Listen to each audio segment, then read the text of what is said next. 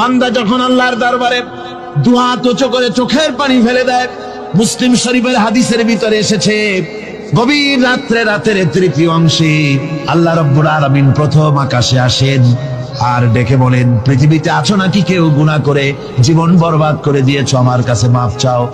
ঋণগ্রস্ত আছো, অসুস্থ আছো, অপমানিত আছো, কে আছো মাজলুম, আমাকে ডাকো, আমার কাছে বলো, আমি ডাকে সাড়া দেব, জীবনের আশা পূরণ করে দেব। ওই সময় যেই সমস্ত লোকেরা কাঁদে তাহাজ্জুদের নামাজ পড়ে, আল্লাহ জিজ্ঞেস করেন ফেরেশতারা, অমুক অমুক দেশ অমুক অমুক বান্দারা কাঁদে কেন? ফেরেশতারা বলে, রব্বুল আলামিন তুমি তো ভালো করে জানো। আল্লাহ বলেন, জানি, তবুও তোমাদের মুখে শুনতে চাই। তারা বলে, রব্বুল আলামিন তোমার এই বান্দা গুনাহ করেছি, গুনার জন্য মাফ চায়, জাহান্নাম থেকে বাঁচতে চায়। আল্লাহ পাক বলেন, ফেরেশতারা আমার এই বান্দারা আমারে দেখেছে নাকি? বলে দেখে নাই। বলে আমার দোজখ দেখেছে নাকি? বলে না, তাও দেখে নাই। আমার বেহেশত দেখেছে নাকি? বলে না, তাও দেখে নাই। আল্লাহ পাক বলেন, ফেরেশতারা সাক্ষী থাকো, ওরা আমাকে দেখে নাই, আমার বেহেশত দোজখ কিছুই দেখে নাই, শুধুমাত্র আমার নবীর কথা, আমার কোরআনের কথা বিশ্বাস করে আরামের ঘুমকে হারাম করে যেভাবে তারা কাঁদতেছে, সাক্ষী থেকে যাও ফেরেশতারা, আমার রহমতের দরিয়ায় জোশ মেরেছে, আমার ওই ক্রন্দনরত বান্দাগুলিকে আমি আল্লাহ মাফ করে দিলাম। সুতরাং মুমিন বান্দা যারা, আল্লাহর মুমিন বান্দা যারা, এই ঈমানের কোয়ালিটি, এটাও হতাশায় নিরাশায় ভেঙে পড়বে না। গুনাহ তো মানুষই করে, গুনাহ হয়ে গেছে, মাপ চাও। তোমার গুনাহ কদ্দুর? তোমার গুনাহ যদি হয় পাহাড় সমান, আল্লাহর রহমত আকাশ সমান। জাহান্নামের কঠিন শাস্তি থেকে বাঁচতে হলে আল্লাহর প্রতি ঈমান আনতে হবে। আর ঈমান আনলে যে কোয়ালিটিগুলি হওয়া উচিত, সেগুলি আমি আপনাদের সামনে আলোচনা করছি। এরপর আরেকটি কোয়ালিটি হবে মুমিনের, তা হলো কঠোর কঠিন বিপদে অবিচল থাকবে, বিপদে ভেঙে পড়বে না। বিপদ আপদ, শত্রুতা, ক্ষয় ক্ষতি যা কিছু হয় সবই আল্লাহর পক্ষ থেকে, এটা মেনে নিতে হবে এবং ধৈর্য ধারণ করতে হবে। বিপদ মুসিবত শুধু উম্মতের জন্য নয়, দুনিয়ার সমস্ত নবীদের বিপদ এসেছে, হয় নাই? নবীদের বিপদ আসে নাই? কোরআনে কারীম থেকে শুনুন, আল্লাহ রাব্বুল আলামিন বলেন, وَكَذَلِكَ جَعَلْنَا لِكُلِّ نَبِيٍّ عَدُوًّا مِنَ الْمُجْرِمِينَ। আল্লাহ পাক বলেন, এমনি করে আমি সকল নবীদের শত্রু বানিয়ে দিয়েছি সব পাপিষ্ঠ আর অপরাধ প্রবণ লোকদেরকে। প্রত্যেক যুগে নবীদের শত্রু ছিল, প্রত্যেক যুগে নবীদের কি ছিল? শত্রু ছিল। সে শত্রু কারা ছিল? আল্লাহ পাক বলছেন, নবীদের শত্রু ছিল পাপিষ্ঠ আর অপরাধ প্রবণ লোক, এরাই ছিল নবীদের দুশমন। রাসূলগণের অবস্থা যদি এই হয়, তাহলে তার উম্মত, ওই দিনের ধারক বাহক যারা, তাদের বুঝি বিপদ আপদ হবে না? নাকি হবে কিনা? তো ইসলামের বিরোধিতা যারা করে, কোরআনের পরিভাষায় বলা হয়েছে ইসলামের দুশমন, নবীদের দুশমন। দুনিয়ার সব পাপিষ্ঠ আর অপরাধ প্রবণ লোকেরাই ইসলামের দুশমন হয়, নবীদের দুশমন হয়। আজও দেখেন, আজও তাকিয়ে দেখেন, ইসলামী আন্দোলনের বিরোধিতা যারা করে, তারা পাপিষ্ঠ চরিত্রের কিনা তাকায় দেখেন, খুঁজে দেখেন, সর্বত্র খুঁজে দেখুন, খুঁজে দেখুন। যারা ইসলামী আন্দোলনের বিরোধিতা করে, যারা ইসলামকে মিটিয়ে দেওয়ার চেষ্টা করতেছে, যারা ইসলামকে মৌলবাদ বলে, ইসলামকে সাম্প্রদায়িক বলে, কোরআনে কারীমের কথা কত স্পষ্ট যে নবীদের দুশমন হয়, ইসলামের দুশমন হয় মুজরিম লোকেরা, অপরাধ প্রবণ আর পাপিষ্ঠ লোকেরা। আজও আমরা দেখতে পাই এই শ্রেণীর লোকেরা পাপিষ্ঠ এবং সবচাইতে সমাজের নিকৃষ্ট ধরনের চরিত্রহীন লোক। নামাজ নাই। আপনি খুঁজে দেখেন, ইসলামী আন্দোলনের বিরোধিতা যারা করছে, যারা নেতৃত্ব দিচ্ছে, নামাজ নাই, রোজা নাই, চরিত্র নাই, হজ নাই, যাকাত নাই, মদ, জুয়া, জেনা, ব্যভিচার ইত্যাদিতে লিপ্ত। চেহারা দেখলে ছেলেপেলেরা 2 গ্লাস পানি খায়, ভস্ম যায়। কথা ঠিক কিনা কয়? এই হলো অবস্থা। মারে কেন? মুমিনদেরকে, পয়গম্বরদেরকে, সাহাবীদেরকে এবং ঈমানদারদেরকে মারে কেন? তার কারণ হচ্ছে আল্লাহ রাব্বুল আলামিন বলেছেন, ওয়া মা নাকামু মিনহুম ইল্লা আইয়ুমিনু বিল্লাহিল আজিজিল হামিদ। কাফিররা ঈমানদার লোকদেরকে অন্য কোন অপরাধী নির্যাতন চালায় না। নির্যাতন চালায় শুধু এই কারণে, যেহেতু মুমিন লোকেরা পরাক্রমশালী, আল্লাহ রাব্বুল আলামিনের দ্বীনকে কায়েম করতে চায়, তার উপরে ঈমান এনেছে, এই কারণেই তারা মারে। ঠিক কিনা কর? যুগে যুগে নবীদের উপরে, সাহাবীদের উপরে যে অত্যাচার হয়েছে, সে অত্যাচার এই কারণেই হয়েছে, অন্য কোনো কারণে নয়। এই কঠিন বিপদে অবিচলতা এবং ধৈর্যের দৃষ্টান্ত নবীগণ পেশ করেছেন পৃথিবীর বুকে। আমরা দেখেছি ইব্রাহিম আলাইহিস সালামকে আগুনে ফালানো হয়েছে, আছে না কোরআন শরীফে? আমি কিন্তু গল্প করতেছি না, সব কোরআনের কথা। কিসের কথা? ইব্রাহিম আলাইহিস সালামকে আগুনে ফালানো হচ্ছে। অপরাধ কি? অপরাধ হচ্ছে হযরত ইব্রাহিম আলাইহিস সালাম দাওয়াত দিয়েছেন লা ইলাহা ইল্লাল্লাহ। জোরে পড়েন লা ইলাহা ইল্লাল্লাহ, লা ইলাহা লা ইলাহা ইল্লাল্লাহ মুহাম্মাদুর রাসূলুল্লাহ। হযরত ইব্রাহিম আলাইহিস সালাম দ্বীনের দাওয়াত দিয়েছেন, এক আল্লাহর দাওয়াত দিয়েছেন, ঈমানের দাওয়াত দিয়েছেন। আর কোন অপরাধ ছিল না। নমরুদ সহ্য করতে পারলো না। কোরআনে কারীমের মধ্যে সব কথাগুলি আল্লাহ পাক এই জন্য বিধৃত করেছেন, এই জন্য কোরআনে কারীমের মধ্যে সব কথা উঠায় দিয়েছেন, যাতে করে মুমিনেরা বিপদ আসলে পরে যেন ঘাবড়ে না যায়। ইব্রাহিম আলাইহিস সালামকে আগুনে ফালানো হচ্ছে।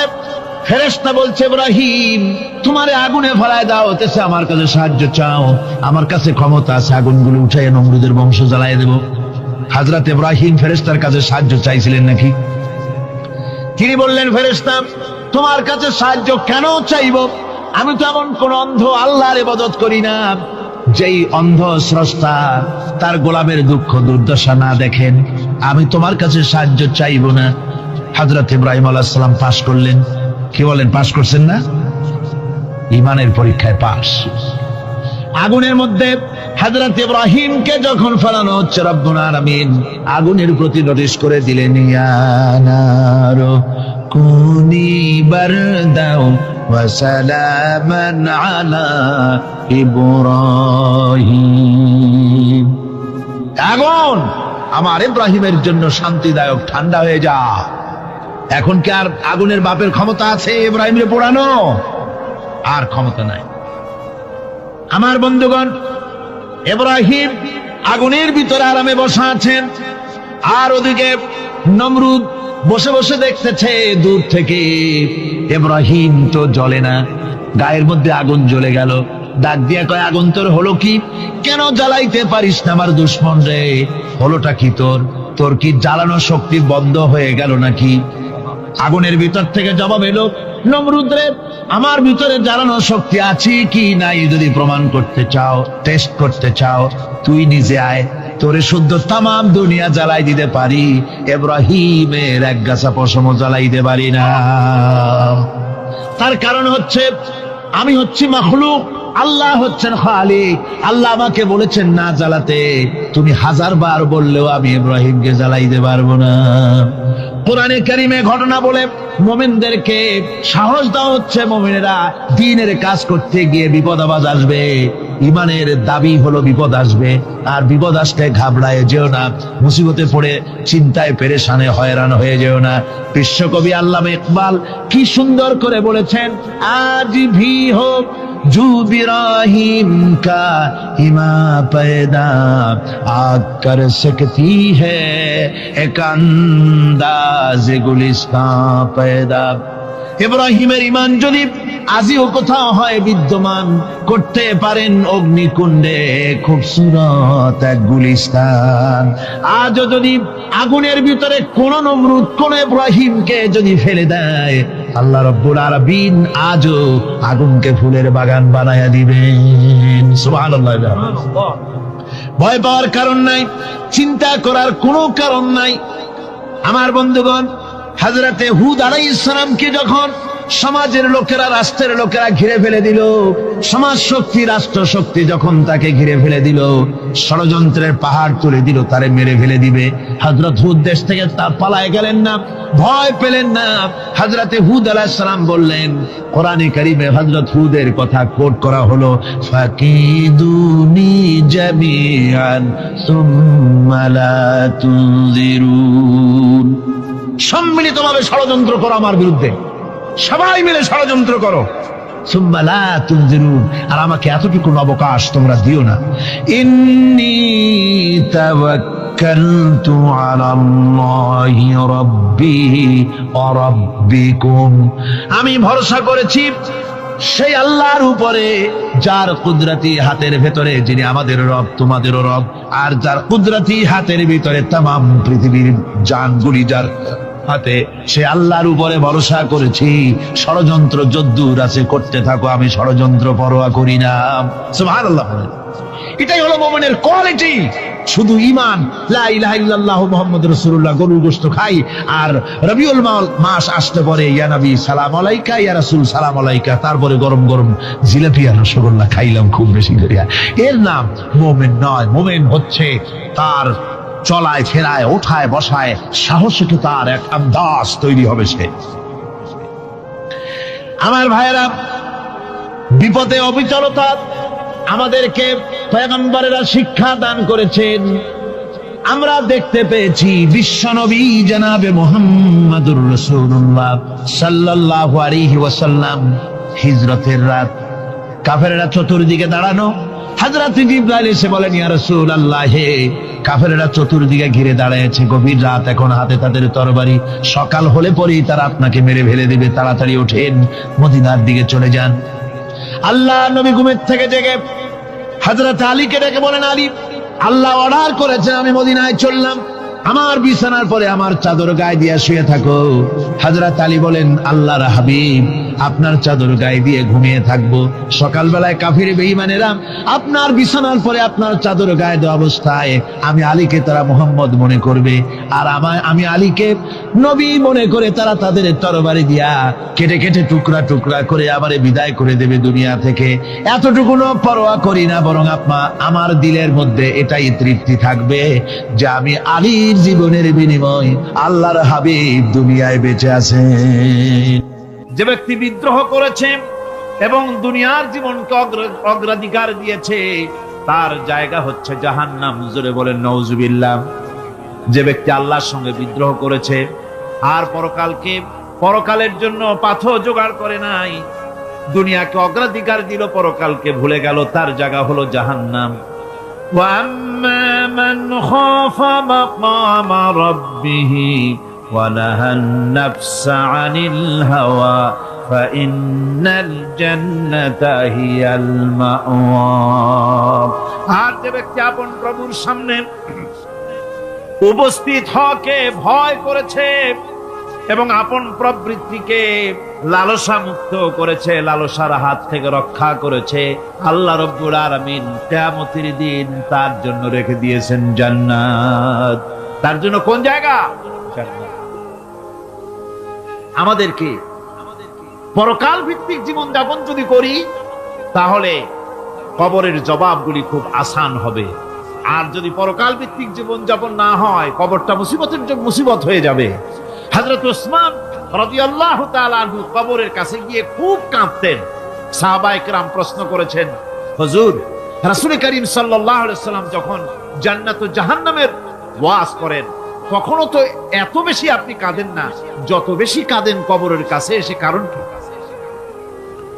হযরত ওসমান রাদিয়াল্লাহু তাআলা আনহু বলতেন, আমার সাথীরা, আমি আমার হাবিবের কাছে, আল্লাহ রাব্বুল আলামিনের রাসূলের কাছে আমি শুনেছি এই কবরটাই হলো প্রথম স্টেশন, এই কবরটাই হলো প্রথম ইমিগ্রেশন কাউন্টার।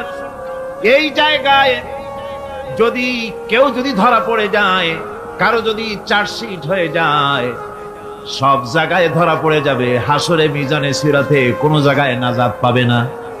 আর এই কবরটা যদি কেউ মুক্তি পেয়ে যায়, মিজান সিরাত হাসর সব জায়গা থেকে আল্লাহ তারে ভালোভাবে পার করে দিবেন।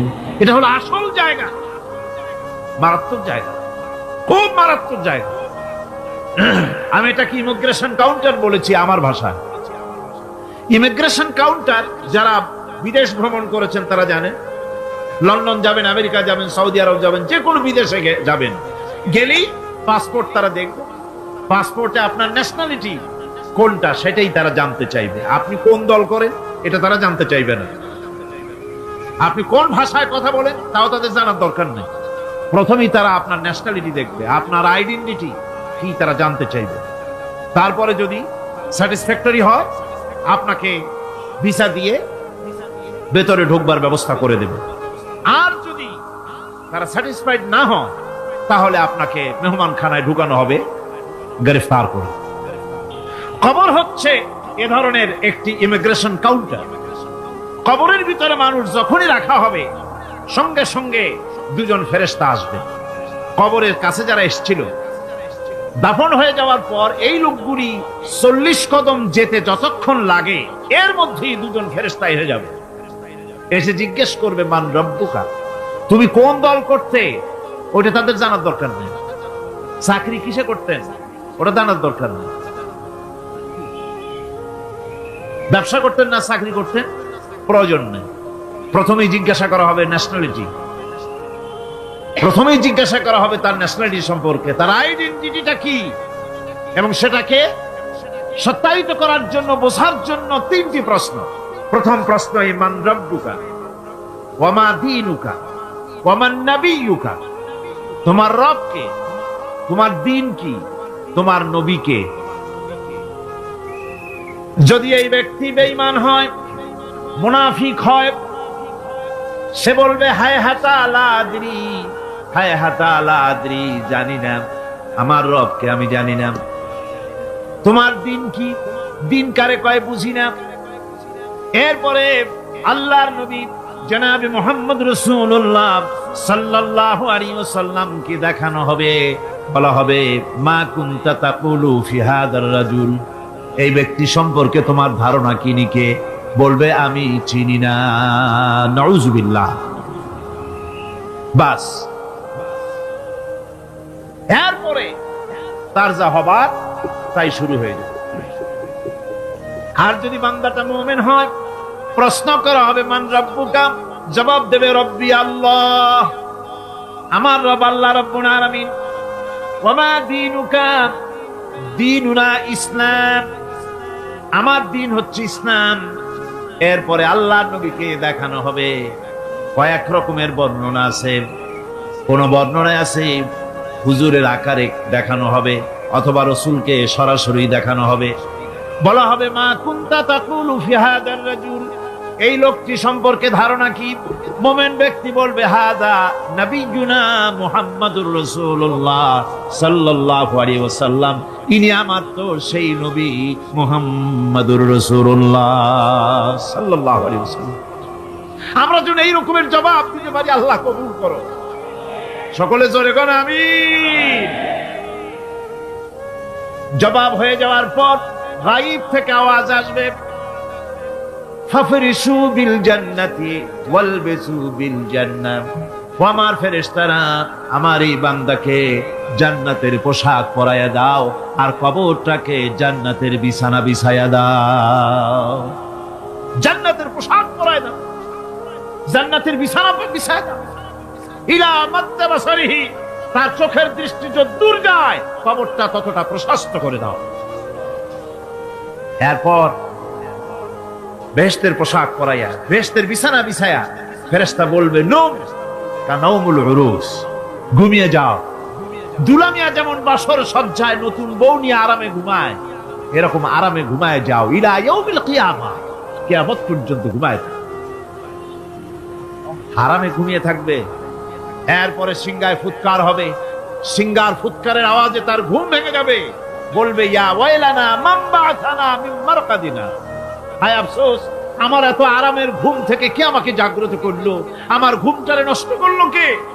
আওয়াজ আসবে হাদা মা ওয়াদার রহমান ওয়া সাদাকাল মুরসালুন, এটা হচ্ছে রহমানের সেই ওয়াদা, আর মুরসালিনরা নবীরা সত্য কথাই বলেছিলেন, সেই কিয়ামত অনুষ্ঠিত হচ্ছে। আমার বন্ধুগণ, সেজন্য এই দুনিয়ার মোহে পড়ে থাকলে পরে দুনিয়ায় যারা অগ্রাধিকার দিবে দুনিয়াকে পরকালের তুলনায়, জবাব দিতে পারবে না কবরের ভিতরে গিয়া। আর যারা পরকালকে অগ্রাধিকার দিবে, দুনিয়ার চাইতে পরকালকে বেশি অগ্রাধিকার দেবে, আর আল্লাহর ভয় কলিজার ভিতরে রাখবে, কবরের জবাব সঠিকভাবে দিতে পারবে, কিয়ামতের দিন আল্লাহ রাব্বুল আলামিন তাদের জন্য জান্নাত দান করবেন। জোরে বলেন আমিন। দুনিয়াটা হচ্ছে দুনিয়া যেখানে আমরা আছি। আমি আগেই বলেছি দুনিয়া হচ্ছে আদনা শব্দ থেকে এর উৎপত্তি হয়েছে। তুচ্ছ, নিকৃষ্ট, এটার দাম নাই, এটার মূল্য নাই। হযরত ইবনে কাইয়িম রাহিমাহুল্লাহ নওয়ারাল্লাহু মারকাদাহু ওয়া জাআলাল জান্নাতা মাথওয়াহু, হযরত ইবনে কাইয়িম তিনি বলছেন, সুন্দর করে বলছেন দুনিয়া সম্পর্কে, মা মাদা ফিদ দুনিয়া আহলামুন ওয়া মা বাকিয়া মিনহা আমানি ওয়াল ওয়াক্তু বাইনাহুমা দাইউন। মা মাদা ফিদ দুনিয়া আহলামুন, জীবনের যে অংশ ফেলে এসেছি সেটা আজ একটা স্বপ্ন। ওয়া মা বাকিয়া মিনহা আমানি, আর জীবনের যে অংশ সামনে বাকি আছে সেটা এখন একটা আকাঙ্ক্ষা। ওয়াল ওয়াক্তু বাইনাহুমা দাইউন, আর এর মাঝখান থেকে সময় সব চলে যাচ্ছে। কত বড় কথা চিন্তা করেছেন? জীবনের যে অংশ ফেলে এসেছি তা আজকে স্বপ্ন, তা আজ কি বলে স্বপ্ন, আর সামনে যা আছে সেটা আকাঙ্ক্ষা, আর মাঝখান থেকে সময় সব চলে যাচ্ছে। এরপরে তিনি বলছেন, وَمَنْ يَسْعَ بِالدُّنْيَا يَكُنْ مِثْلَ قَابِضٍ عَلَى الْمَاءِ خَانَتْهُ فُرُوجُ الْأَصَابِعِ। দুনিয়াদারের অবস্থা হচ্ছে এই, কেউ যদি দুই হাতে পানি খামসায় ধরে, দুই হাতে কি ধরছে বলে? দুই হাতে পানি খামসায় ধরেছে, খুব মজবুত করে ধরেছে, 2 মুঠ পানি। বলেন থাকবে কতটুকু? কতটুকু থাকবে? 1 ফোঁটাও থাকবে না। কারণ তার আঙ্গুলের ফাঁক তার সাথে খেয়ানত করবে, আঙ্গুলের ফাঁক দিয়া পানিগুলি সব বেরিয়ে চলে যাবে। সুতরাং দুনিয়া যারা চায় তারা ঠিক পানি খামসায় ধরলে পানি যেমন হাতের ভেতর থেকে খেয়ানত করে চলে যায়, যারা দুনিয়া চায় দুনিয়াও তাদেরকে এভাবে ফাঁকি দিয়ে চলে যায়। তবুও দুনিয়ার মায়া মানুষের এত বেশি। আল্লাহর নবী বলেন, লাউ কানা লি ইবনি আদামা ওয়াদিন মিন যাহাবিন লাহাব্বা ইয়াকুনা লাহু সানিন। এই পৃথিবীতে যদি কাউকে একটা মাঠ ভরে যদি সোনা দেওয়া যায়, লোকটা বলবে রব্বুল আলামিন, আমি যদি আরেকটা মাঠ এরকম সোনা ভরা পেতাম। দ্বিতীয় আরেকটা মাঠ দেওয়া হলে আবার বলবে যদি তৃতীয় আরেকটা মাঠ সোনা ভরে যদি পেতাম। নবীজি বলেন, ওয়ালা ইয়ামলাউ জাওফু ইবনু আদামা ইল্লা তুরাব। মানুষের পেট 3.5 হাত মাটি ছাড়া, কবরের মাটি ছাড়া মানুষের পেট ভরবে না। আরো চাই, আরো চাই, চাওয়ার কোনো শেষ নাই। মানুষ এভাবে করে দুনিয়ার মহব্বতে এমনি পাগল হয়ে যায়, শুধু দুনিয়ার মহব্বত, পরকালকে বেমালুম ভুলে যায়। আমি কিন্তু এই কথা বুঝাতে চাই নাই যে পরকালের মহব্বতে, পরকালের ভয়তে বা পরকালের জন্য দুনিয়া আপনি বাজার ঘাট, বেচা কিনা, ব্যবসা বাণিজ্য সবকিছু ভুলে যান না, তা নয়। ভুল বোঝার কোনো কারণ নাই। পরকালকে অগ্রাধিকার দিতে হবে, মানে দুনিয়াটা চিরস্থায়ী জায়গা নয়। চিরস্থায়ী হচ্ছে কোনটা? আখিরাত। চিল্লা এখন কোনটা? সুতরাং এখানে যা করতে হবে, আখিরাতের জবাবদিহিমূলক জীবন যাপন করতে হবে। আপনি ব্যবসা করবেন, ওজনে কম দিতে পারবেন না, আপনি খাদ্যে ভেজাল দিতে পারবেন না, চুরি করতে পারবেন না, ডাকাতি করতে পারবেন না, জেনা করতে পারবেন না, বদমাশি করতে পারবেন না, মদ খেতে পারবেন না, সন্ত্রাসী হতে পারবেন না, হাইজাকার হতে পারবেন না, চাঁদাবাজ হতে পারবেন না, মুনাফাখোর হতে পারবেন না, আপনি চোরা কারবারি হতে পারবেন না, ঘুষখোর হতে পারবেন না, সুদখোর হতে পারবেন না। এই সব কাজ পরকালকে বিশ্বাস করলেই এ সমস্ত কাজ থেকে মানুষ বিরত থাকতে পারে। কথা ঠিক কিনা? এটাই হচ্ছে। সুতরাং এই পৃথিবী থাকবে না, এটা কি চিরকাল থাকবে না? এর একটা পরিসমাপ্তি ঘটবে। যেমন করে সারা বছর লেখাপড়া করার পর কলেজে, বিশ্ববিদ্যালয়, মাদ্রাসায়, হাই স্কুলে সব জায়গায় সারা বছর লেখাপড়া করার পর যেমন পরীক্ষা দেওয়ার একটা দিন আসে, সারা বছর ব্যবসা করার পর হিসাব নিকাশ করার যেমন একটা সময় আসে, সারা মাস চাকরি করার পর বেতন পাওয়ার যেমন একটা দিন আসে, সারা জীবন চাকরি করার পর পেনশন পাওয়ার যেমন একটা সময় আসে, অনুরূপ ভাবে এই দুনিয়া যেদিন শেষ হয়ে যাবে, আল্লাহ নির্ধারিত সময় শেষ হয়ে যাওয়ার পর একটা সময় আসবে যখন আল্লাহ রব্বুল আলামিন সব শেষ করে দিবেন, লন্ড ভন্ড হয়ে যাবে, কিছু থাকবে না।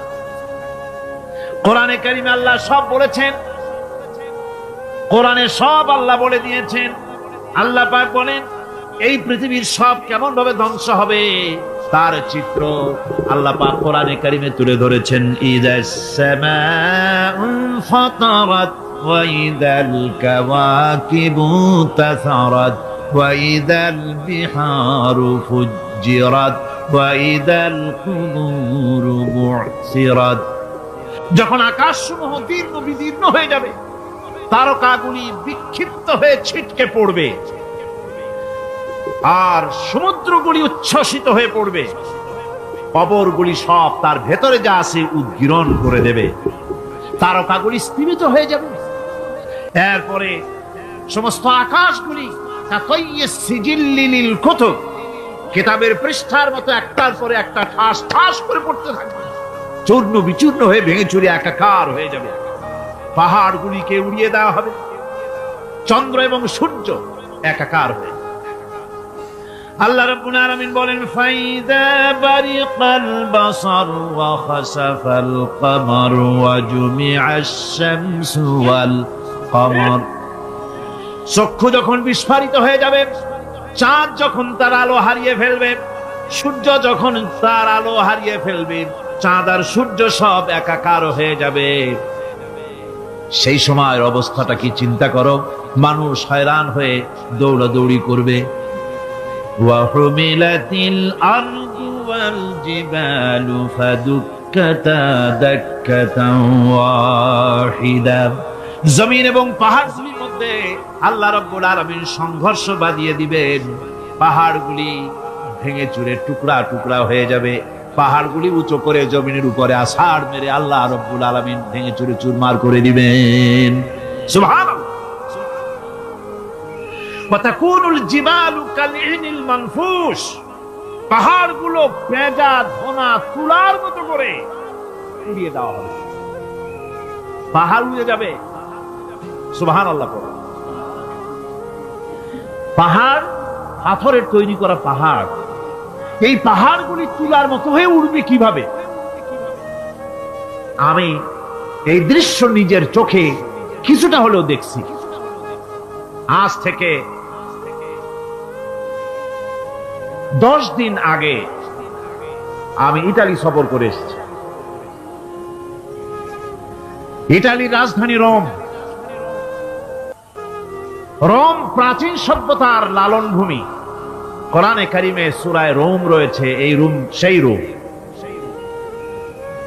এখানের বাদশার কাছে রাসূল করিম সাল্লাল্লাহু আলাইহি সাল্লাম হেরাক্লিয়াসের কাছে চিঠি পাঠিয়েছিলেন, সেই রোম।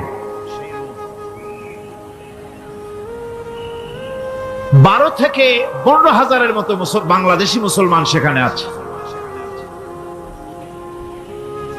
জুমার দিন, যেদিন আমি গেলাম তার পরের দিনই জুমা ছিল। জুমার নামাজ পড়লাম ভ্যাটিকানের কাছেই বিশাল মসজিদ, ইউরোপের ভিতরে সবচাইতে বড় মসজিদ এটা। রোম ইসলামের দুশমনদের রাজধানী। সেইখানে যখন আযান হচ্ছে আশহাদু আন্না মুহাম্মাদার রাসূলুল্লাহ, আমার অনুভূতির কথা আপনাদেরকে বোঝাতে পারবো না, কি অনুভূতির সৃষ্টি হয়েছে আমার ভেতরে। ভ্যাটিকানের পোপ এক পাশে, কিছু দূরেই ভ্যাটিকান, ওটা হচ্ছে গোটা পৃথিবীর সমস্ত খ্রিস্টানদের কাবা, ভ্যাটিকান। তার পাশেই বিশাল মসজিদ, সেখানে নামাজ পড়লাম। চিন্তার ভেতরে আসলো আল্লাহ রাব্বুল আলামিন তার হাবিবের নাম, তার তাওহীদ, তার রিসালাতকে কিভাবে বিশ্বময় ছড়িয়ে দিলেন। আবু জাহেল চাইছিল মুহাম্মদ সাল্লাল্লাহু আলাইহি ওয়াসাল্লামকে স্তব্ধ করে দেবে মক্কার জীবনেই, কত বদনাম, সাহের, কাহেন, কাযযাব, শায়ের, নাউযুবিল্লাহি মিন যালিক, কত গালাগালি করলো। আর আল্লাহ শোনালেন, হাবিব চিন্তার কোনো কারণ নাই, ওয়ারাফা'না লাকা যিকরাক, আমি আপনার প্রশংসা বিশ্বময় ছড়িয়ে দেব। সুবহানাল্লাহি ওয়া বিহামদিহি। রম প্রোগ্রাম শেষ করে আমাকে তারা নিয়ে গেল, যেটা আমি বলছি সফর কাহিনী শোনাবার সময়টা না, যেহেতু এর সঙ্গে প্রাসঙ্গিক সেজন্য বলছি। পাহাড় কেমনে তুলার মতো হয়ে উঠবে তার নজির দেখেছি। রোম শহর থেকে 300 মাইল দূরে, 300 কিলোমিটার দূরে নেপোলিয়ান বোনাপার্ট তার বাড়ি, এবং ওটা তার নামই একটা প্রভিন্স। ভূমধ্য সাগরের পারে ভিসুভিয়াস, পৃথিবীর সবচাইতে বড় আগ্নেয়গিরি, সেটা দেখাতে নিয়ে যাওয়া হলো আমাকে। যে পাহাড়টা পৃথিবীর মাটি থেকে তার চূড়া হচ্ছে 3 মাইল উঁচু, এর 2 মাইল গাড়িতে করে ঘুরে ঘুরে যাওয়া যায়, এরপর আর গাড়িতে যাওয়া যায় না, বাকিটুকুন যেতে হবে হেঁটে হেঁটে। পাহাড়ের উপরে অক্সিজেন কম, বেশ কষ্ট হচ্ছিল উঠতে। জীবনে প্রথম পাহাড়ে চড়েছি, জাবালে নূর, রাসূল করিম সাল্লাল্লাহু আলাইহি সাল্লামের উপরে যেখানে ওহী হয়েছিল সর্বপ্রথম। পাহাড় চড়ার একটা অভিজ্ঞতা ওখান থেকে আমার কিছুটা হয়েছিল। খুব কষ্ট হলো বাকি 1 মাইল উঠতে। যখন ভিসুভিয়াসের একদম শীর্ষে চলে গেছি, সেখানে গিয়ে আমার সাথে 15-20 জন লোক ছিল। আমি নিজে আল্লাহু আকবার বলে আমার গলা থেকে আওয়াজ বেরিয়ে গেল। আমি দেখতে পেলাম ভিসুভিয়াসের শীর্ষে বিশাল গর্ত। আমার মনে হয় গর্তটা এই মাঠের 1/4 হবে। এই মাঠের 1/4 হবে গর্তটা। সেই গর্তটার গভীরতা হচ্ছে 1.5 কিলোমিটার। এইখান থেকে পাথরগুলি উত্থিত হয়েছে, আগ্নেয়গিরি পাথর আগুনে গলে লাভা হয়ে এগুলি পাহাড় বেয়ে উপচে পড়েছে, চতুর্দিকে 12 মাইল ছড়িয়ে গিয়েছে। আমার মনে পড়লো ওয়াকুদুহান নাস ওয়াল হিজারা, জাহান্নামের আগুনের ইন্ধন হবে মানুষ আর পাথর। আমি সেখানে সেজদায় পড়ে গিয়া কানলাম আর বললাম, আল্লাহ জাহান্নামের আগুন হারাম করে দিও আমাদের জন্য। পাথর কিভাবে গললো, গলে পাথরগুলি গলে পুড়ে চতুর্দিকে পড়েছে আর ছিটকেছে, চতুর্দিকে ছিটকে পড়েছে। সেই পাথরগুলি ছিটকে ছিটকে যেগুলি পুড়ে পড়েছে, সেগুলিকে দূরে সাদা রঙের বলে মনে হয়, কোনোটা সাদা কোনোটা কালো, মনে হয় যেন তুলার মতো হয়ে পড়ে আছে চতুর্দিকে। 1944 সনে তৃতীয়বারের মতো ভিসুভিয়াস অগ্নিগিরি যে অগ্নি উৎপাত করে, তাতে আশেপাশের 12 মাইল এলাকা এফেক্টেড হয়ে যায়। পাথরগুলি গলে এভাবে বিধ্বস্ত করে দিয়েছে। এখান থেকে এখানে জোহরের নামাজ, আসরের নামাজ আমরা পড়লাম, আল্লাহর কাছে খুব দোয়া করলাম। এখনো ধোঁয়া উঠতেছে, এখনো পাহাড়ের ফাটল দিয়ে ধোঁয়া উঠছে। একজন হাত দিয়ে আমাকে বলল যে খুব গরম লাগে ধোঁয়াগুলি। ওখানকার লোকেরা বলল যে ভেতরে এখনো আগুন আছে, তবে সুপ্ত, যে কোনো মুহূর্তে আবার তা জাগ্রত হতে পারে। আমরা সেখান থেকে নেমে এলাম। একটু কিছু দূর গিয়েই সেখানে হলো পম্পেই শহর। এই পম্পেই শহরটা হচ্ছে ঈসা আলাইহিস সালামের জন্মের 2000 বছর আগে এই শহর তৈরি হয়। ঈসা আলাইহিস সালামের জন্মের 179 বছর পর ভূমিকম্প হয়। সেই ভূমিকম্পে গোটা পম্পেই শহরটা পৃথিবীর মানুষের চোখের আড়াল হয়ে যায়, ধ্বংস হয়ে যায়, মাটির তলায় ভরা হয়ে যায়। আজ থেকে 200 বছর আগে মাটি খনন করতে গিয়ে এই শহর আবিষ্কৃত হয়। পুরা শহরটা খুঁড়ে তারা বের করেছে। 180 হেক্টর জমিনের উপরে এই বিশাল শহর। ঘুরে ঘুরে দেখলাম, গাড়ি চলে না সেখানে, পায়ে হেঁটে দেখতে হলো। প্রশস্ত রাস্তা। আজ থেকে 4000 বছর আগের মানুষেরা রাস্তা বানাতে জানতো পাথর দিয়ে, এবং রাস্তার দুধারে তাদের ছিল ফুটপাত, পানির ব্যবস্থা, নগরায়নের সব রকমের সুযোগ সুবিধা। তারপরে সেখানে বিচারালয়, এরপরে দোকানপাট, বাজার ঘাট, সবকিছুর ব্যবস্থা রয়েছে। বিশাল বিশাল পাথরগুলি দিয়ে পিলার তৈরি করা। ভাবলাম এই পিলারগুলি, এই পাথরগুলি তারা কিভাবে ক্রেন ছাড়া এত উপরে উঠালো কি করে, আমার মাথায় আসলো না। পাথর কেটে কেটে সুন্দর সুন্দর অঙ্কন শিল্প তারা করেছে। এরপরে ঘুরতে ঘুরতে বাদশার রাজার বাড়িতে গিয়ে ঢুকলাম। সেখানে গিয়ে দেখলাম উলঙ্গ এত মূর্তি পাথরের তৈরি করা, পাথর কেটে কেটে দেওয়ালে যৌন যৌন মিলনের এমন কোন অশ্লীল ছবি নাই যা তারা সেখানে তৈরি করে না। উলঙ্গ মূর্তি আর উলঙ্গ যৌন মিলনের অসংখ্য ছবি দিয়ে এই এলাকা ভরা। তখন আমি বুঝলাম আল্লাহর গজব হওয়ার কারণটা কি, এই শহরটা মাটির নিচে হরপ হয়ে যাওয়ার কারণটা কি। আল্লাহ পাক জেনা ব্যভিচার যে দেশে বেশি হয় আল্লাহ পাক বরদাস্ত করে। দুশ্চরিত্র যে দেশের মানুষ দুশ্চরিত্র হয়ে যায়, জেনা ব্যভিচার বেশি হতে থাকে, আল্লাহ হরপ করে দেন, গজব দেন। এই গজব এক এক সময় এক এক রকমের হয়ে আসে। কখনো মাটির নিচে দাবায় দেন, কখনো মহামারী, কোন দেশে কলেরা, কোন দেশে জলোচ্ছ্বাস, কোথাও ভূমিকম্প, আর সর্বশেষ এই জেনা ব্যভিচারের জন্য আল্লাহ পাকের চূড়ান্ত এই যৌনতার অশ্লীলতার জন্য চূড়ান্ত গজব বর্তমান বিশ্বের জন্য এইডস। আল্লাহ পাক এই গজব দিয়েছে। বন্ধুগণ, আমি সেই জায়গা, আমি সেখানে যা দেখলাম যে আল্লাহ পাক পাহাড়গুলিকে কিভাবে উড়াবেন এটা অস্বীকার করার কোনো উপায় নাই। বিশ্বাস তো করতামই, তবে হযরত ইব্রাহিম আলাইহিস সালাম যেমন বলেছিলেন, রব্বি আরিনি কাইফা তুহিল মাউতা, আয় আল্লাহ তুমি মরাকে জিন্দা করবা কেমনে? আল্লাহ পাক বলেন আওয়ালাম তুমিন, তুমি বিশ্বাস করো না?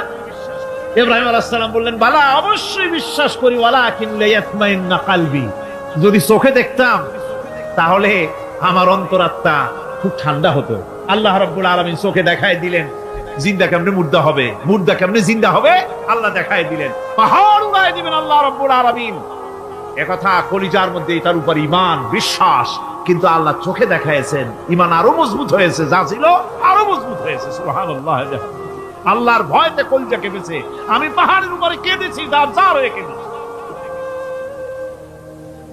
বন্ধুগণ, আল্লাহ সুবহানাহু ওয়া তাআলা এই জন্য বলেছেন কুল সিরু ফিল আরদ, আমার জমিন ঘোরো, ভালো করে দেখো, কাইফা কানা আকিবাতুল মুকাজ্জিবিন, মহাসত্যকে যারা অস্বীকার করেছে তাদের পরিণতি আমি কি করে দিয়েছি, এগুলি চোখে ভালো করে তাকায় দেখো। আমার বন্ধুগণ, সুতরাং এই পৃথিবীর অবসান হবে, এই পৃথিবী ধ্বংস হবে, এই পৃথিবী চূড়ান্ত ভাবে শেষ হয়ে যাবে। ও হ্যাঁ, আরেকটি কথা বলতে হয়, সেটা হচ্ছে যে এই রোম থেকে আর একটু দূরে 900 মাইল দূরে হচ্ছে সিসিলি। 900 মাইল দূরে, সেখানে এই সিসিলি মুসলমানেরা শাসন করেছিল 350 বছর। সেই সিসিলিতে রয়েছে 360টা মসজিদ মুসলমানদের করা। সমস্ত মসজিদগুলি আজ তালা বন্ধ, একটা মসজিদও খোলা নাই। সেখানকার মুসলমানেরা ওয়াজ শুনতে এসেছিল রোমে। আমি তাদের জন্য পরামর্শ দিয়েছি যে গভর্নমেন্টের কাছে তোমরা দাবি জানাও যে অন্তত একটা মসজিদের দরজা আমাদের জন্য খুলে দাও। রোমের অবস্থানরত প্রবাসী বাংলাদেশি মুসলমানেরা আমাকে বলেছে, তাদের অনেকের বাড়ি চট্টগ্রামেও আছে, আমাকে বলেছে তাদের চোখে পানি আসছে বলার সময় যে চিরঙের তাফসীর মাহফিল যখন আসে কলজেটা কাঁদতে থাকে যাওয়ার জন্য। তো যাওয়া তো সম্ভব না এত দূর থেকে, আমাদের সালাম বলে দিবেন যত লোক আসবে, আর আমাদের জন্য দোয়া করতে বলবেন যেন এই রোমের ভিতরে আমরা ইসলামের আদর্শের ভিত্তিতে আমরা যেন চলতে পারি। আপনারা দোয়া করুন তাদের জন্য। ভাইরা আমার, এই পৃথিবী একদিন পরিসমাপ্তি ঘটবে এবং আল্লাহর দরবারে আমাদেরকে উঠতে হবে এবং সেখানে আমাদের বিচার হবে। সেখানে আমাদের কি হবে? বিচার হবে। আল্লাহ পাক বিচারটাকে নির্ভুল করার জন্য, সঠিক করার জন্য প্রত্যেকের গলায় আমলনামা ঝুলায় রাখছে, এখানে রেকর্ডের ব্যবস্থা করা হয়েছে। আল্লাহ পাক বলছেন ওয়া কুল্লা ইনসানিন আলজামনাহু তাইরাহু ফি উনুকিহি ونخرج له يوم القيامة كتابا يلقاه منشورا আল্লাহ পাক বলেন প্রত্যেকের ভালো মন্দ কর্মফল কর্মলিপি আমি তার গলায় ঝুলায় রেখেছি। কিয়ামতের দিন সে নিজের কাছে স্পষ্ট সব দেখতে পারবে, কোনো জিনিস বাদ পড়বে না। তার গলায় তার আমলনামা ঝুলানো আছে, সব রেকর্ড হতেছে। আমরা যা করছি সবগুলি রেকর্ড হয়ে যাচ্ছে। বর্তমান বিজ্ঞানীরা আবিষ্কার করেছে যে মানুষের শরীরের ভিতরে ডিএনএ আছে, রক্তের ভিতরে ডিএনএ, এটা একটা কোডর। মানুষের রক্তের ভিতরে ডিএনএ আছে, যেমন তার ব্রেনের ভিতরে কতগুলি কোষ আছে, এক একটা কোষ এক এক ধরনের কাজ করে, অনুরূপ ভাবে তার শরীরের ভিতরে রক্তের ভিতরে ডিএনএ আছে। এই ডিএনএটা কি? এই ডিএনএটা হচ্ছে, এই ডিএনএ একটা কম্পিউটারের মতো কাজ করতেছে। লোকটা কি করবে, কোথায় যাবে, সে ভালো হবে মন্দ হবে কি হবে, সব তার ডিএনএ এর মধ্যে রেকর্ডকৃত আছে। এটা বোঝার জন্য একটা সুন্দর দৃষ্টান্ত দেওয়া যায়। যেমন এই কাগজটাকে আপনারা মনে করুন একটা গাড়ির একটা ব্লুপ্রিন্ট, একটা গাড়ির ব্লুপ্রিন্ট।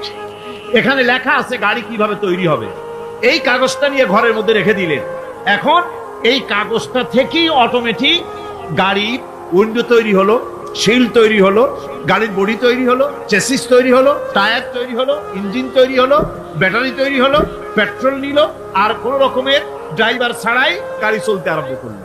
এই কথাটা যদি মনের মাথার মধ্যে আনতে পারেন যে এটা কিভাবে হইতে পারে, এতে লেখা অনুযায়ী যেভাবে হওয়া যদি সম্ভব হয়, অনুরূপ ভাবে মানুষের রক্তের ভিতরে ডিএনএ এরা আবিষ্কার করেছে। এর ভিতরে মানুষের ভালো মন্দ, কোথায় যাবে কি করবে, সবকিছুর মধ্যে রয়েছে।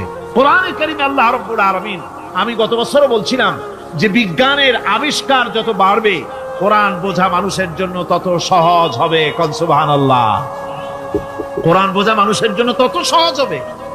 সুতরাং মানুষের গলার সাথে আল্লাহ পাক বলছেন যে একটা আমলনামা আমি ঝুলাই দিয়েছি তার গলার সাথে, সে যা করতেছে ওখানে সব লিপিবদ্ধ হচ্ছে, কম্পিউটারাইজড, কম্পিউটারের মতো এগুলি সব গ্রহণ করতেছে। এগুলি কিয়ামতের দিন তার সামনে হাজির করা হবে। কিয়ামতে যখন আমলনামা তার সামনে দিয়ে বলা হবে, ইকরা কিতাবাকা কাফা বিনাফসিকাল ইয়াওমা আলাইকা হাসিবা, তাকে বলা হবে নিজের কর্মলিপি নিজেই পড়ো, আজ তুমি তোমার নিজের হিসাব নিতে যথেষ্ট।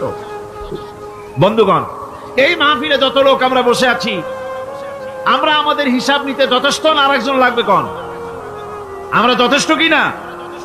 কথা বোঝেন নাই। আমি বলতে চাইছি এটা, আমরা যদি এখন চোখ বুঝে চিন্তা করি যে পিছনের জীবনে কি করেছি, মনে পড়বে নাকি পড়বে না? বলেন সবাই, পড়বে কি পড়বে না? ছোটবেলায় কবে পায়ের নিচে কাঁটা ফুটেছিল, কবে কোথায় আছাড় খেয়েছিলেন, কবে কার বেল তাল আম কাঁচা আম চুরি করে খেতে গিয়ে কিল খেয়েছিলেন, তাড়া খেয়েছিলেন, তাকে এখন মনে নাই? আছে। তাহলে কি ওই তাল বেল চুরি করতে গিয়ে যে কিলটা খাইছিলেন সেটাও মনে আছে, ভালো মন্দ সব মনে আছে। তাহলে কোন হোটেলের রুমে কি করছিলেন, কোন স্কুলে কোন কলেজে কি করছিলেন, তারপরে জীবনে ছোট বড় ঘটনাগুলি সব বুঝতে মনে পড়বে না? এবার হিসাব করেন, মনে যদি পড়ে এবার হিসাব করেন আপনি জান্নাতি না জাহান্নামী। আপনি আপনার নিজের হিসাব নেওয়ার জন্য যথেষ্ট।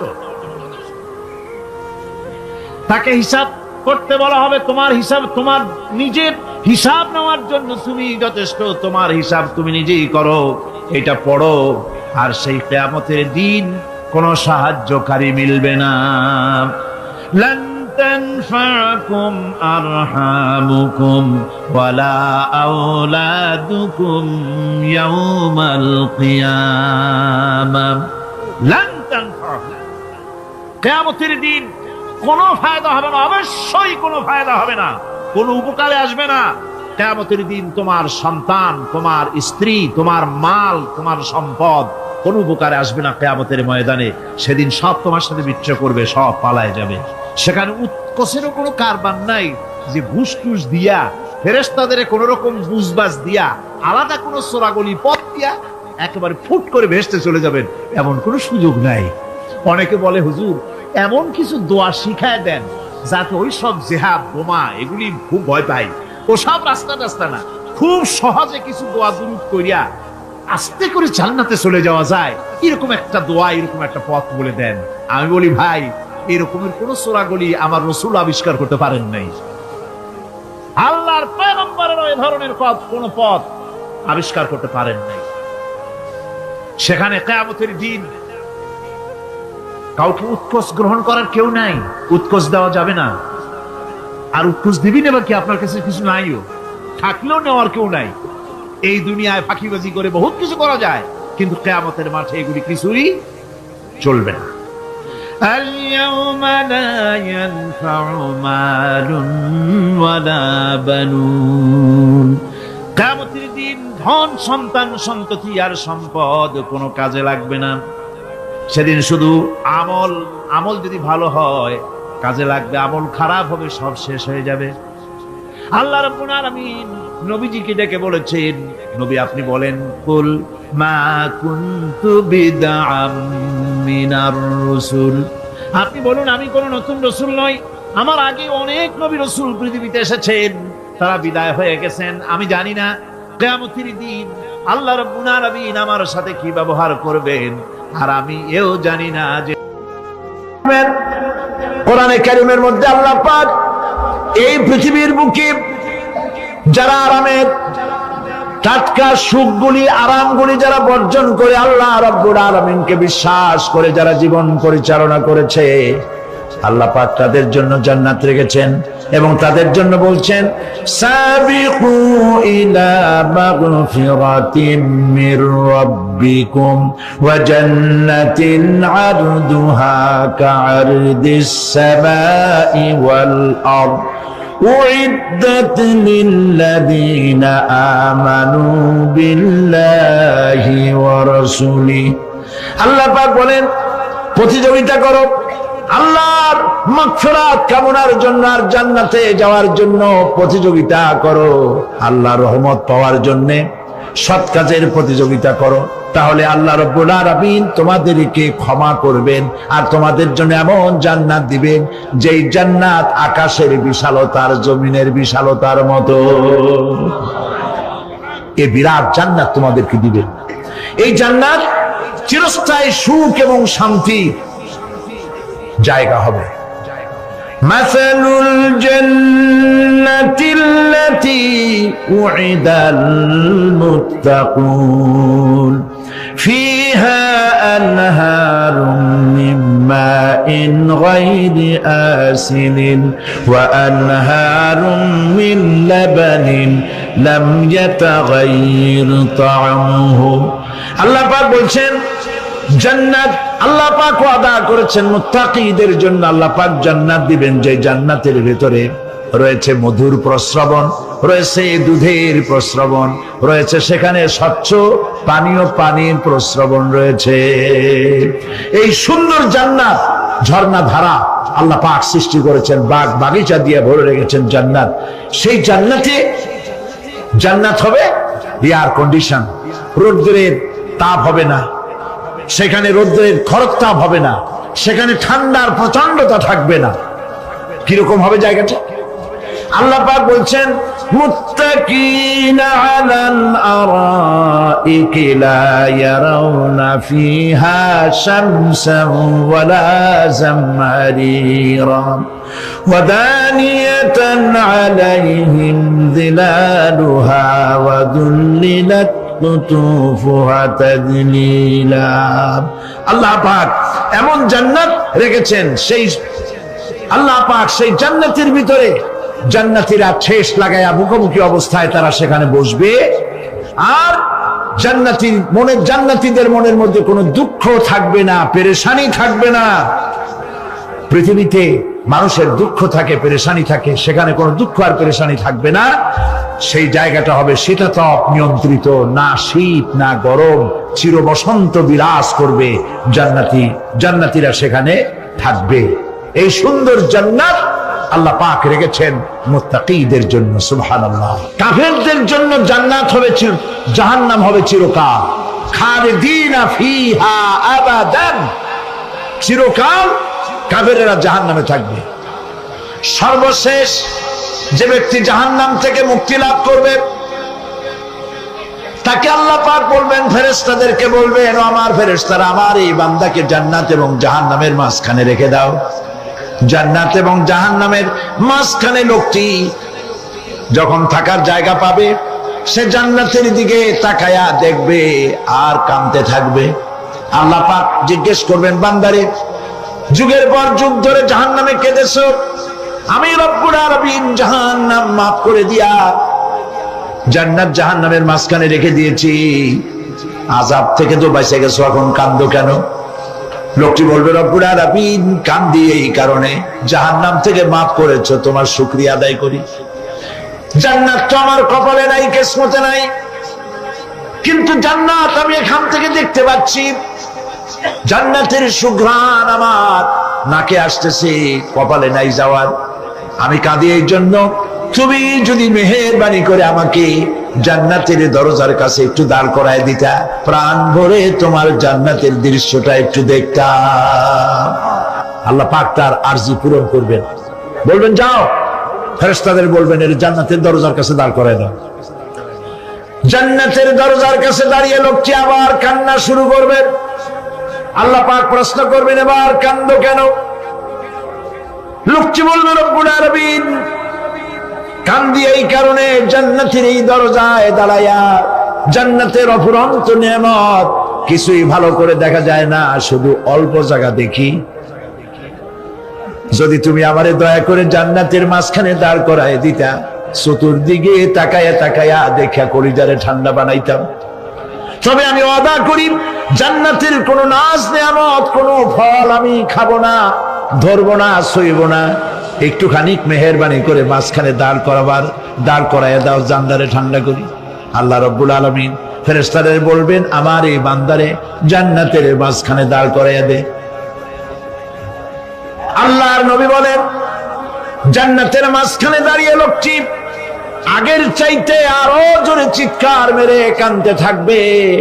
আল্লাহ পাক বলবেন, বান্দারে কি হলো তোর? দরজার কাছে আসতে চাইছিলে, আইনা দিলাম। আবার এবার মাঝখানে আসতে চাইছো, তাও এনে দিয়েছি, আবার কান্দো কেন?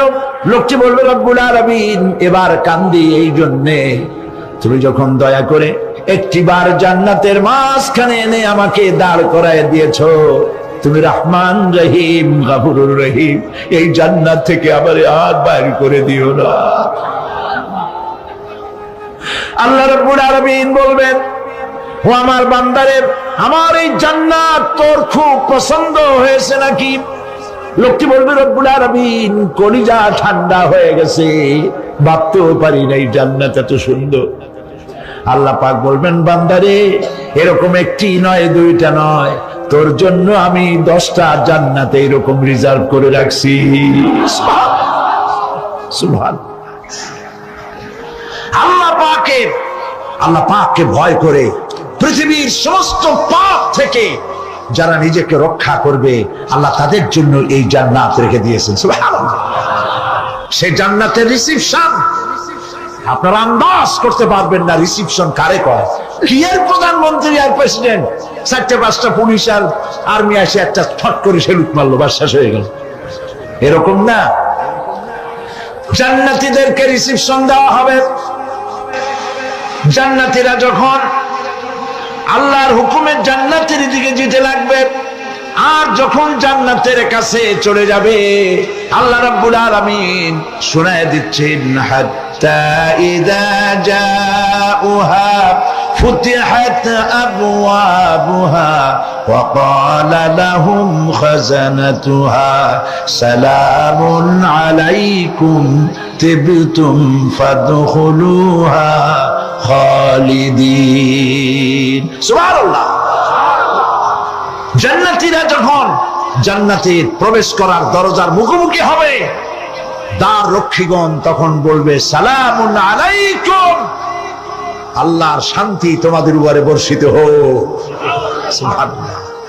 দুনিয়ার টাটকা টাটকা সুখগুলি 2 পা দিয়ে ঠেলে দিয়েছো, টাটকা সুখগুলি গ্রহণ করো নাই, হারাম খাও নাই, আল্লাহ দ্বীন কায়েমের জন্য রক্ত দিয়েছো, জীবন দিয়েছো, কষ্ট করেছো, আল্লাহকে ভয় করেছো, আমাদের সালাম গ্রহণ করো, জান্নাতের মধ্যে ঢুকে যাও চিরকালের জন্য। সুবহানাল্লাহ। আর বাইর হওয়া লাগবে না, চিরকাল এই জান্নাতের মধ্যে তোমরা বসবাস করতে পারবে, আল্লাহ রাব্বুল আলামিনের ফেরেশতারা বলে দিবেন। জান্নাতের মধ্যে আল্লাহ পাক হুরদের সঙ্গে জান্নাতীদের বিয়ের ব্যবস্থা করে দিবেন। কোরআনে কারিমে আল্লাহ পাক বলেন, মুত্তাকিনা আলা সুরুরিন মাসফুফাতিন ওয়া যাওয়াজনাহুম বিহুরিন ঈন। সামনাসামনি ভাবে সাজানো সারি সারি আসন সমূহের উপর তারা ঠেস লাগায় বসে থাকবে, আর আল্লাহ রাব্বুল আলামিন হুরদের সাথে জান্নাতীদের বিয়ের ব্যবস্থা করে দিবেন। যেসব হুরের সঙ্গে বিয়ে হবে তাদের আল্লাহ পাক বিবরণ দিচ্ছেন কি রকম হবে তারা। লাম ইয়াতমিসহুন্না ইনসুন ওয়ালা জান। এর পূর্বে জিন এবং ইনসান এদেরকে কেউ স্পর্শ করে না। কি রকম তারা? কাআন্নাহুন্নাল ইয়াকুতু ওয়াল মারজান। যেমন ঝিনুকের ভিতরে মণিমুক্তা থাকে, এইভাবে আল্লাহ পাক তাদেরকে পবিত্র করে রেখে দিয়েছেন। আমার প্রিয় ভাইরা, আল্লাহ রাব্বুল আলামিন কোরআনে কারীমের ভিতরে বলেছেন, ফাবিআইয়ি আলা'i রাব্বিকুমা তুকাদ্দিবান। জান্নাত দান করে আল্লাহ পাক এবার জান্নাতীদেরকে সম্বোধন করে বলবেন, ইয়া ইবাদি লা খাউফুন আলাইকুমুল ইয়াওমা ওয়ালা আনতুম তাহজানুন। হে আমার বান্দারা, লা খাউফুন আলাইকুমুল ইয়াওম, আজ আর কোনো ভয় নাই। সুবহানাল্লাহ, সুবহানাল্লাহ। আজ আর কোনো ভয় নাই, কোনো চিন্তাও নাই, আরামে এই জান্নাতের মধ্যে বসবাস করো। এরপরে আল্লাহ পাক জিজ্ঞেস করবেন, ও আমার জান্নাতীরা, আমি যেসব ওয়াদা করছিলাম আমার ওয়াদা মোতাবেক সমস্ত নিয়ামত পেয়েছো? তারা বলবে, হ্যাঁ পেয়েছি, সব নিয়ামত আপনার ওয়াদা মোতাবেক সব পেয়েছি। আল্লাহ রাব্বুল আলামিন বলবেন, সব পাও নাই, ওয়ালাদাইনা মাজিদ, আমার কাছে আরো বেশি আছে। সুবহানাল্লাহ, আমার কাছে আরো বেশি আছে।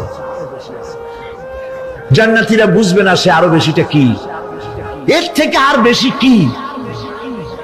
প্রিয় ভাই সব, নবী করিম সাল্লাল্লাহু আলাইহি সাল্লাম বলেছেন, জান্নাতের সুখ আর শান্তি কোন চোখ নাই যা দেখেছে, যা কোন অন্তঃকরণ নাই যা কল্পনা করতে পেরেছে। এই জান্নাত মুত্তাকিদের জন্য আল্লাহ রাখছেন। সুবহানাল্লাহ। জান্নাতীরা ভাবতেও পারবে না সেই নিয়ামতগুলি কি। প্রিয় ভাই সব, সেই মুহূর্তে আল্লাহর নবী মুহাম্মদুর রাসূলুল্লাহ সাল্লাল্লাহু আলাইহি ওয়াসাল্লাম বলবেন, রব্বুল আলামিন, আমার উম্মতেরা জান্নাতীরা বুঝতে পারে নাই আপনার কাছে কি নিয়ামত আরো বেশি আছে। আমার এই উম্মতেরা জান্নাতীরা আপনার ওয়াদা মোতাবেক সব পেয়েছে, কিন্তু একটি জিনিস এখনো তাদের কিসমতে হয় নাই। সেই জিনিসটা হলো, যারা তার রবকে না দেখে শুধু কোরআন আর হাদিসের কথা শুনে আরবের ঘুম হারাম করে তাহাজ্জুদের নামাজ আদায় করেছিল, চোখের পানি ফেলেছিল, যারা জান্নাত দেখে নাই, জাহান্নাম দেখে নাই, আপনাকে ভয় করে যারা জীবন পরিচালনা করেছিল, যারা আপনাকে দেখে নাই, না দেখে শুধু কোরআন হাদিস বিশ্বাস করে যারা অকাতরে নিজেদের জীবন বিলায় দিয়েছিল, এই জান্নাতীরা এখন পর্যন্ত তার রবকে দেখতে পারে নাই। আল্লাহ রাব্বুল আলামিন তার সামনে থেকে ৭০,০০০ পর্দা সরে যাবে। আল্লাহ পাক বান্দাদের আরজি পুরা করার জন্য জান্নাতীদের সামনে তিনি জালোয়া ফরজ হবে।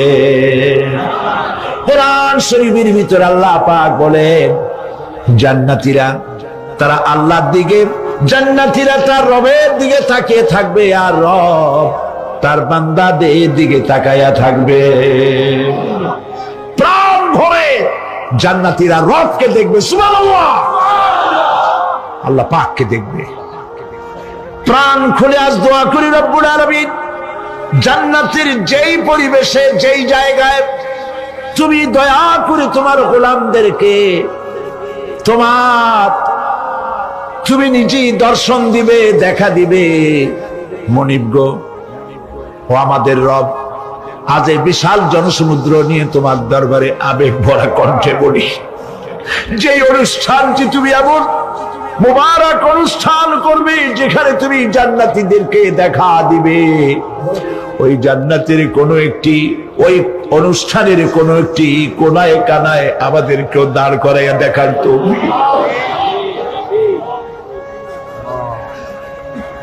প্রিয় ভাই সব, আল্লাহ রাব্বুল আলামিন মানুষের সামনে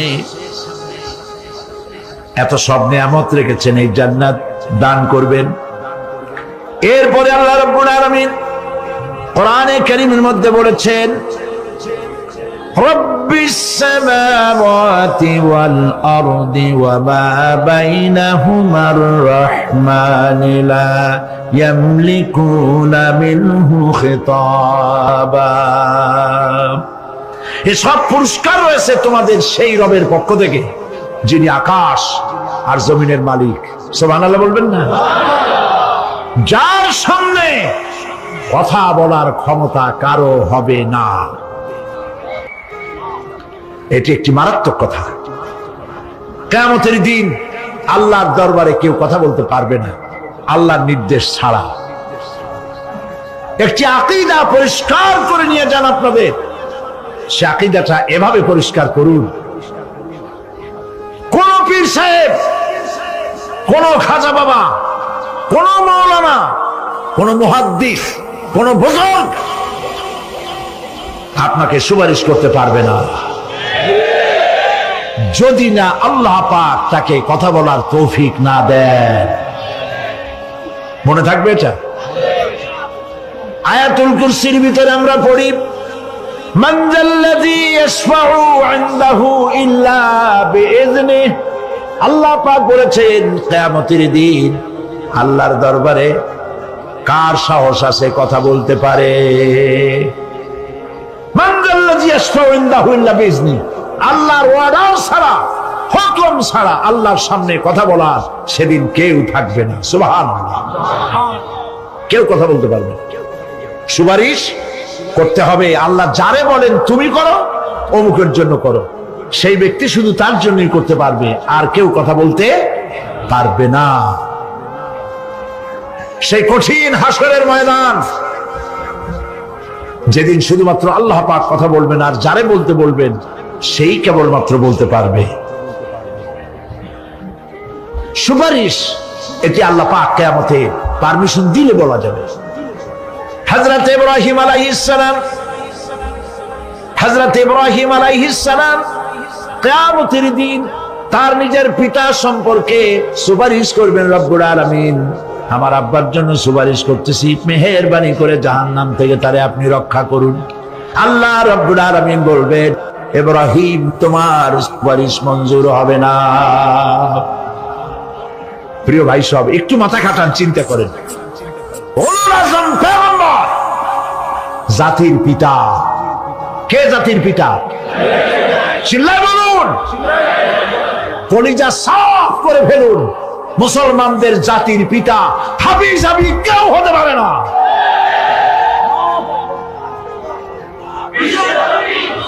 মিল্লাতা আবিকুম ইব্রাহিম। ইব্রাহিম আলাইহিস সালাম এই মিল্লাতের পিতা। সুবহানাল্লাহ। হযরত ইব্রাহিম আলাইহিস সালাম কিয়ামতের দিন বলবেন, আল্লাহ আমার আব্বার জন্য সুপারিশ করছি। আল্লাহ পাক বলবেন মঞ্জুর হবে না। আসর তোমার পিতা হতে পারে, কিন্তু আমার খলিলকে আগুনে ফেলার জন্য নমরুদকে সে সহযোগিতা করেছে, আমি তোমার পিতাকে ক্ষমা করব না। নবী করিম সাল্লাল্লাহু আলাইহি সাল্লামকে সাহাবায়ে কেরাম জিজ্ঞেস করেছেন, হে রাসূল, আপনার আব্বা এবং আম্মার অবস্থা কি হবে? নবী করিম সাল্লাল্লাহু আলাইহি সাল্লাম কেঁদে ফেলেছেন, সব করেছেন, আমি তাদের কোনো উপকারে আসব না। আল্লাহু আকবার। আপনি মনে করছেন নাকি যে ইয়া নবী সালাম আলাইকা বলি অমনি নবী সুপারিশ পাবেন? এত সহজ।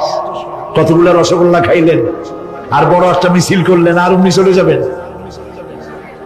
পৃথিবীর সব মানুষ, সাহাবায়ে কেরাম বাদ দেন, পৃথিবীর সমস্ত মানুষ একত্রিত হয়ে আবু তালেব রাসূলুল্লাহকে যে ভালোবেসেছেন, ওর 1000 ভাগের 1 ভাগও সারা দুনিয়ার মানুষ রাসূলুল্লাহকে ভালোবাসতে পারবে? পারবে? নিজের ছেলে আলীকে, আলী রাদিয়াল্লাহু তাআলা আনহুকে আলাদা বিছানায় শোয়াইয়া, ছোট্ট মানুষ হযরত আলী আলাদা জায়গায় রাখিয়া মুহাম্মদুর রাসূলুল্লাহ সাল্লাল্লাহু আলাইহি ওয়াসাল্লাম এতিম মানুষ তারে কলিজার সাথে বুকের মধ্যে আশ্রয় তো দিয়ে আগলে রেখেছেন বুক ভরে। সেই আবু তালেব মৃত্যুর সময় নবী করিম সাল্লাল্লাহু আলাইহি ওয়াসাল্লাম বলেছিলেন, চাচা একটি বার আমার কানে তাওহীদের কালেমা শোনায় দেন। আবু তালেব তার কিসমতে ছিল না কালেমা। মরে যাওয়ার পর একজন সাহাবী বলেছিলেন, ইয়া রাসূলুল্লাহ, মৃত্যুর সময় আবু তালেবের মুখ আমি নড়তে দেখেছি, তিনি কালেমা পড়েছেন সম্ভবত। রাসূলুল্লাহ সাহেব বলেছেন, আমি শুনি নাই। এত ভালোবাসার পরেও হাদিস শরীফে এসেছে আবু তালেব জাহান্নামে যাবে। কোথায় যাবে? জাহান্নামে। সবচাইতে কম আযাব হবে কার? আবু তালেবের। কম আযাবটা কি? হাদিস শরীফে এসেছে কম আযাব হলো জাহান্নামের আগুন দিয়ে এক জোড়া জুতা তৈরি করে আবু তালেবের পায়ে পরিয়ে দেওয়া হবে। সেই জাহান্নামের আগুনের তৈরি করা জুতার তাপে আবু তালেবের মাথার ঘিলুগুলো টকবক করে বউ পড়তে লাগবে। এত ভালোবেসে যদি কিয়ামতে উপায় না হয়, আপনি ইয়া নবী সালাম আলাইকা, ইয়া রাসূল সালাম আলাইকা আর কতগুলো জিলাপি খাইলেন, বড় একটা মিছিল করলেন। প্রিয় ভাই সব, এইসব বেদাত ছাড়ুন, এগুলি সুস্পষ্ট বিদাত। রাসূলুল্লাহকে ভালোবাসবেন, সাহাবীরা যেভাবে ভালোবেসেছেন ওইভাবে ভালোবাসবেন। আল্লাহ রাব্বুল আলামিন বলেন, যালিকাল ইয়াউমুল হক ফামান শাআ ইত্তাখাযা ইলা রাব্বিহি মাআবা। এই দিনটি অবশ্যই আসবে, সেদিনটি নিশ্চিতভাবে আসবে। আর এখন যার ইচ্ছা সে তার রবের দিকে অগ্রসর হোক। ইন্না আনজারনাকুম আযাবান করিবান ইয়াওমা ইয়ানজুরুল মার'উ মা কদ্দামাত ইয়াদাহু ওয়া ইয়াকুলুল কাফিরু ইয়া লাইতানি কুনতু তুরাবা। ইন্না আনজারনাকুম আযাবান করিবা, খুব নিকটবর্তী একটি আযাব সম্পর্কে আমি তোমাদেরকে সতর্ক করে দিলাম। কে বলতেছে? আল্লাহ পাক। লক্ষ্য করুন আল্লাহ কি বলছেন, খুব নিকটবর্তী একটি কঠিন শাস্তি, আযাব অর্থাৎ কিয়ামত, এ সম্পর্কে আমি তোমাদেরকে সতর্ক করে দিলাম। ইয়াউমা ইয়ানজুরুল মার'উ মা কদ্দামাত ইয়াদা, সেদিন প্রত্যেকটি লোক যা সে পাঠিয়ে দিয়েছিল এখানে, অর্থাৎ যা করেছিল সেগুলি সে দেখতে পাবে। আর তখন ওয়ায়াকুলুল কাফিরু ইয়া লাইতানি কুনতু তুরাবা। সেই কিয়ামতের ময়দানে অবস্থা দেখে কাফেররা বলবে, আহারে মানুষ না হইয়া যদি মাটি হইয়া যেতাম, যদি মাটি হতাম, যদি মানুষ না হয়ে না জন্মতাম, আজ এই হাসরের ময়দানে এইখানে এই বিচারের মুখোমুখি হতাম না, মাটি হইলে বরং অনেক ভালো হতো। এই পৃথিবীতে আমরা এসেছি, চলে যাব, যাওয়ার আগে এই কোরআন একটি বিশাল জনগোষ্ঠী এমন বানাতে চেয়েছে যে জনগোষ্ঠী এই কোরআন দিয়ে একটি বিশাল সমাজ গড়বে, রাষ্ট্র গড়বে, এমন রাষ্ট্র গড়বে যেই রাষ্ট্রে দুঃখ থাকবে না, অশান্তি থাকবে না, যেখানে সুখ থাকবে, সমৃদ্ধি থাকবে, আর কিয়ামতের দিন আল্লাহর জান্নাতে তারা চলে যাবে। তেমন একটি সমাজ কি আমরা চাই? সবাই বলেন সেরকম একটি সমাজকে আমরা চাই। প্রিয় ভাই, সব কিয়ামতের দিন আমরা যেতে চাই জান্নাতে। কোথায় যেতে চাই বলেন? জোরে বলেন। এই জান্নাতে যাওয়ার জন্য দুইটা কাজ করতে হবে। কয়টা কাজ? আল্লাহ রাব্বুল আলামিন বলেন, ফামান কানা ইয়ারজু লিকাআ রাব্বিহি ফালইয়ামাল আমালান সালিহান ওয়া লা ইউশরিক বিইবাদাতি রাব্বিহি আহাদা। আল্লাহ পাক বলেন, যে বাজারা আমার সঙ্গে দেখা করতে চায় কিয়ামতে, দুইটা কাজ করা লাগবে। বলেন কয়টা কাজ? একটা হলো নেক আমল। কি আমল বলেন? নেক আমল। নেক আমল কারে বলে? নেক আমল করতে হলে আবার দুইটা শর্ত লাগে। এক নম্বরে কাজটা করতে হবে আল্লাহরে খুশি করার জন্য। কারে খুশি করার জন্য? একটা মাদ্রাসা বানাইছি যাতে লোকেরা বলে যে বড় একটা মাদ্রাসা বানাইছে, এই জন্য মাদ্রাসা বানাবেন, মসজিদ বানাবেন, হসপিটাল বানাবেন, যা কিছু করেন নিয়ত হবে আল্লাহকে খুশি করা। নিয়ত হবে কারে খুশি করা? আল্লাহ পাককে খুশি করা। এই হলো নেক আমলের প্রথম শর্ত। কাজ হবে আল্লাহকে খুশি করার জন্য। দুই নম্বরে কাজটি হতে হবে সুন্নতে নববী সাল্লাল্লাহু আলাইহি ওয়াসাল্লামের উপরে। মনে থাকবে, দাড়ি রাখবো। কেন রাখবো? রাসূলের সুন্নাত। রাখবো কারে খুশি করার জন্য? আল্লাহকে খুশি করার জন্য। রাখবো কার মতো? রবীন্দ্রনাথের মতো, কার্ল মার্কসের মতো, কবির মতো নয়। রাখতে হবে কার মতো? নবীর মতো। বুঝে নেন, কাজটা হতে হবে আল্লাহকে খুশি করার জন্য। দুই নম্বরে কাজটা হতে হবে সুন্নতে নববী সাল্লাল্লাহু আলাইহি ওয়াসাল্লামের উপরে হতে হবে। তাহলে এই হলো এক নম্বর। জান্নাতে যাওয়ার জন্য, আল্লাহর সাথে দেখা করার জন্য এক নম্বরের কাজ হলো নেক আমল। বলেন এক নম্বরের কাজ কি? দুই নম্বরের কাজ ওয়ালা ইউশরিক বিইবাদাতি রাব্বিহি আহাদা। আল্লাহ রাব্বুল আলামিনের ইবাদতের সাথে কাউকে শরীক স্থাপন করা যাবে না। আমরা যারা মুসলমান, অধিকাংশ মুসলমান শিরকের ভিতরে মুবতালা হয়ে আছে। বিশ্বাস করেন কিনা বলেন? কাফেরেরা তো মুশরিক আছেই, ওরা তো মুশরিক আছেই, কিন্তু আমরা মুসলমানেরা আমাদের আমলের মধ্যে আমাদের অজান্তে সবের নিয়তে অনেক শিরক আমরা করে বসি। নাউজুবিল্লাহ। বলেন নাউজুবিল্লাহ। এই জন্য আমি বারবার সতর্ক করি, নিজেকেও করি, আপনাদেরকেও করি। এই কারণে করি, শিরকের গুনাহ আল্লাহ মাফ করবেন না।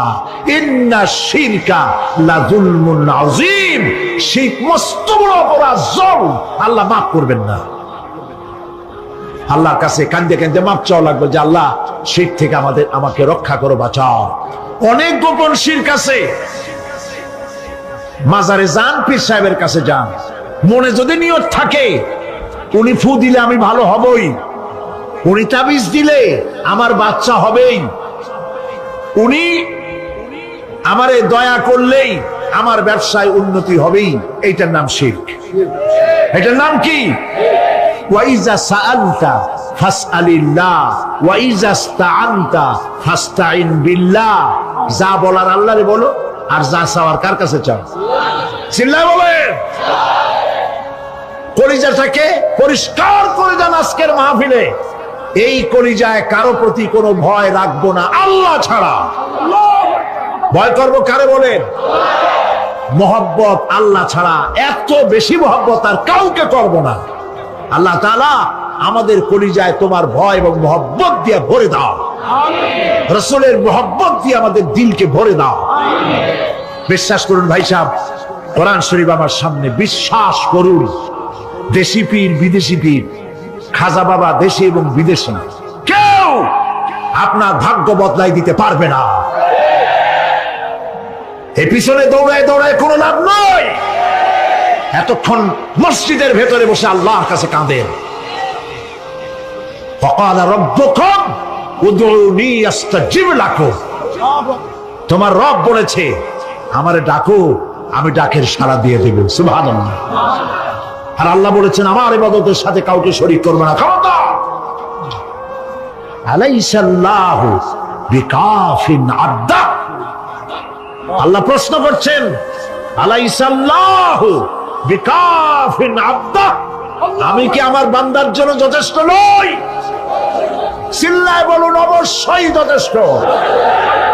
আবার বলেন অবশ্যই যথেষ্ট। কলিজা সাফ করে ফেলেন। সম্রাট শাহজাহান, দিল্লির সম্রাট, হাবিজাবি সম্রাট না, দিল্লির সম্রাট। এখন কোথায়? কবরের মধ্যে। কবি বলতেছেন, শাহনে জাহাঁ কো जिन्हें फकर से देते थे बाज, शाहने जहां को जिन्हें फकर से देते थे बाज, वाज कब्र में है सूरह अलहम्दु की मोहताज। সারা ভারতবর্ষ যারা ট্যাক্স দিয়ে নিজেকে সৌভাগ্যবান বলে মনে করত, সে আজ কবরের মধ্যে ভিক্ষুকের মতো সূরা আল-হামদুর মতো একটি সূরার মুহতাজ হয়ে ভিক্ষুকের মতো শুয়ে আছে। সম্রাট শাহজাহান মসজিদে বসে আছে, এক ফকির ঘুরতেছে। লোকেরা কয় ছোটবেলা থেকেই তোমার খয়রাত করতে দেখলাম, ভিক্ষা কি জীবনেও যাবে না তোমার? লোকটি বলছে, আমি ভিক্ষা করবো স্যার, আমার উপায়টা কি? এই লোকটি আমি ভিক্ষা করা ছাড়া করবো কি? লোকেরা তো আমার 60 টাকা 50 টাকা 100 টাকা দেয় না, 4 আনা 5 আনা 1 টাকা এই আমার দেয়, এ দিয়ে আমি বড় লোক হবো কেমন? লোকটি বলছে, আচ্ছা দেখো, তুমি তো জায়গা মতো যাইতে পারো না, বাদশার কাছে যাও, এমন দেওয়া দেবে জীবনে আর খয়রাত করা লাগবে না। তো বাদশার কাছে কি খয়রাতি যাইতে পারে কোনোদিন? হ্যাঁ এখন পারবা। কেমনে? সম্রাট শাহজাহান এখন একা একা মসজিদে আছেন। তখনকার এসব বাদশারা অনেকে নামাজি ছিলেন, দিনদার ছিলেন। ফকির দরজার কাছে দাঁড়াইয়া দেখতে পাচ্ছে কেউ নাই, দেহরক্ষীরা দূরে দূরে দাঁড়ানো। বাদশাহ মসজিদের ভেতরে বসে হাত তুলে ঝুলতেছে আর কাঁদতেছে, চোখের পানি দিয়া দাঁড়িয়ে ভিজে ভিজে পড়ছে। এই দৃশ্য অনেকক্ষণ দেখলো ফকির। কিছুক্ষণ পর সম্রাট শাহজাহান মসজিদ থেকে বেরিয়ে আসছে। ফকির বলছে, আসসালামু আলাইকুম হুজুর। তিনি বললেন, ওয়ালাইকুম আসসালাম। চলে গেল। বাদশা বলল, আমার কাছে তো কেউ আইসা কিছু না চাইয়া তো যায় না, এরে দেখলাম খয়রাতির মতো কিছু চাইলো না, বেটা ভয় করলো নাকি? এদিকে আসো। আসছে। ভয় পাইছো? কয় না, ভয় পাইনি। তো কিছু যে চাইলে না? ফকির বলছে, জাহাপানা সত্যিই কিছু চাইতে আসছিলাম, তারপর চাইলে না কেন? ফকির বলছে, জাহাপানা সারা জীবন ভিক্ষা করেছি, আর আজ দিল্লির সম্রাটের কাছে বেশি পাওয়ার লোভে এসেছি না, কিন্তু আপনার দশা দেখা আমার জ্ঞানের চোখ খুলে গেছে। আমি লক্ষ্য করে দেখলাম, আমি সম্রাটের কাছে চাইতে এসেছি, হাত তুলি নাই, বিনয় প্রকাশ করি নাই, চোখের পানি ফেলি নাই, কিন্তু লক্ষ্য করে দেখলাম দিল্লির সম্রাট আমার চাইতেও বড় ভিক্ষুকের মতো। আবার কোন সম্রাটের কাছে হাত তুলে কান্দে? আমার জ্ঞানের চোখ খুলে গিয়েছে, আমি বুঝতে পেরেছি সম্রাট কান্দে যেই সম্রাটের কাছে, তারে ছাড়া আর কারো কাছে জীবনে চাইব না। এই কথাই সূরা ফাতিহায় প্রত্যেকদিন পড়ি, বুঝি না কি পড়ি। ইয়াকা না'বুদু ওয়া ইয়াকা নাস্তাঈন। হে আল্লাহ, একমাত্র তোমার গোলামি করি আর তোমার কাছে সাহায্য চাই, তুমি ছাড়া কারো কাছে সাহায্য চাই না। কলিজা সাফ করুন। কোন মরা পীর, কোন জিন্দা পীর আপনার মনের আশা পুরা করতে পারবে না, পারবে না, পারবে না।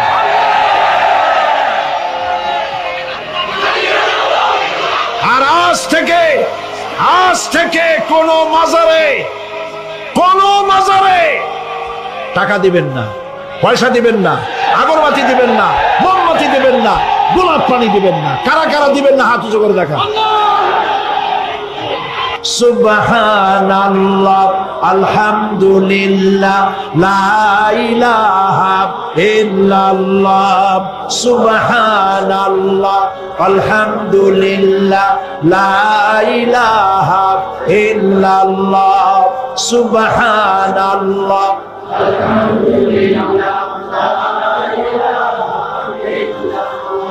লা ইলাহা ইল্লাল্লাহ, মুহাম্মাদুর রাসূলুল্লাহ। আল্লাহুম্মা আমিন। রব্বানা যালামনা আনফুসানা ওয়া ইন লাম তাগফির লানা ওয়া তারহামনা লানাকুনান্না মিনাল খাসিরিন। রব্বুল আলামিন, তাম পৃথিবীর মাটির নিচে যত মুমিন মুমিনাত শুয়ে আছে, আল্লাহ কবরগুলি কি জান্নাতের টুকরা বানায়া দাও। আয় আল্লাহ তাআলা, এই মুহূর্তে মনে পড়ে গেল আমাদের মা বাপের কথা। রব্বুল আলামিন, আমাদের আব্বা জান কত বছর আগে দুনিয়া থেকে বিদায় হয়ে গেল, নাম ধরে আর কেউ ডাকে না। কত কষ্ট করেছে, ধান বিক্রি করে, সুপারি বিক্রি করে, নিজের পেটে না দিয়া নিজের ভালো জামা না বানাইয়া আমাদের লেখাপড়া শিখাইছে, বাড়িঘর বানালো। আর একদিন তোমার ডাকে সাড়া দিয়া চলে গেল। যুগের পরে যুগ চলে গেল, বাপের মুখ আর দেখি না। আল্লাহ তাআলা, আমাদের আব্বা জান যাদের দুনিয়া থেকে বিদায় হয়ে গেছে, কবরটাকে বেহেশত বানায়া দাও। তুমি সম্রাটের সম্রাট, তুমি রাজাধিরাজ, তোমার মহব্বত ছাড়া কোনো মহব্বত যেন কলিজায় থাকে না মাবুদ। তোমাকে ছাড়া কাউকে যেন ভয় করি না মাবুদ। সারা জীবন শিরক আর বিদআত থেকে আমাদের তুমি বাঁচাও। আল্লাহ, তোমার জাহান্নামকে আমরা ভয় পাই। আল্লাহুম্মা আজিরনা মিনান নার, আল্লাহুম্মা আজিরনা মিনান নার, আল্লাহুম্মা আজিরনা মিনান নার।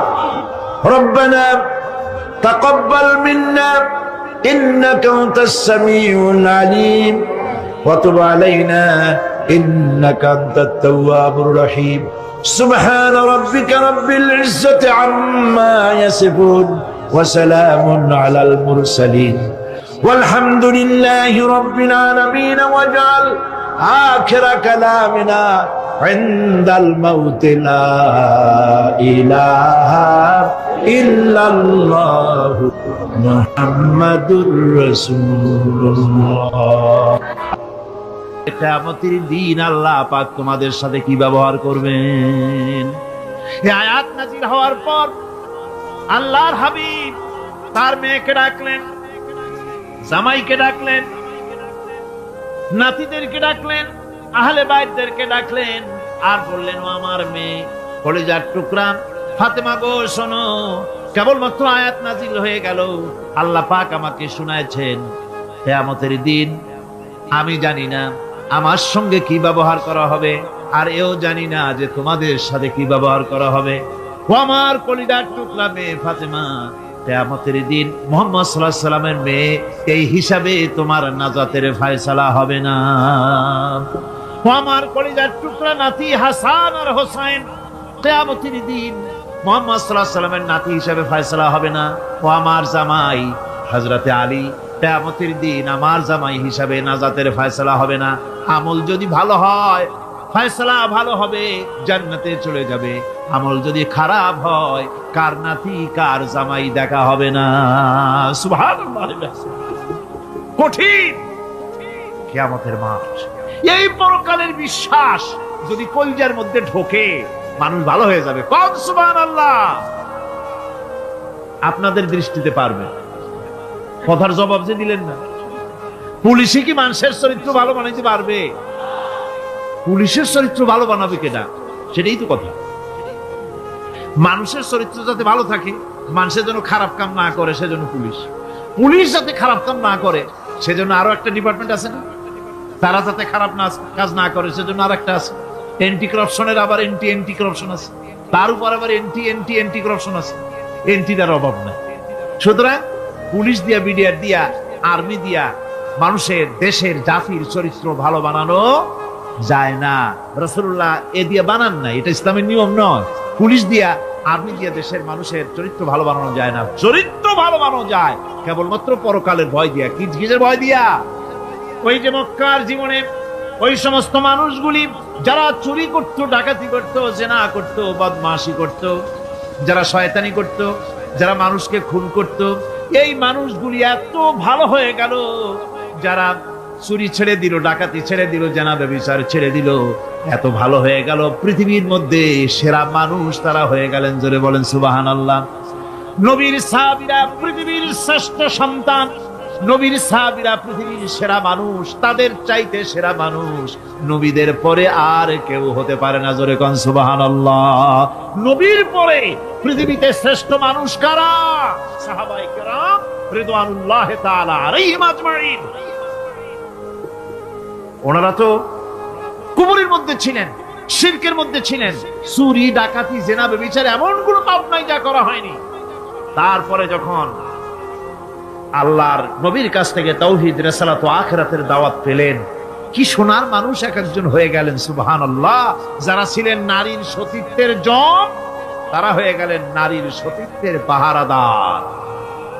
যারা মানুষের মাল চুরি করত, ডাকাতি করত, তারা রাতভর মানুষের মালের পাহারা দিল, মানুষের রক্তের পাহারা দিল। সুবহানাল্লাহ বিহামদি।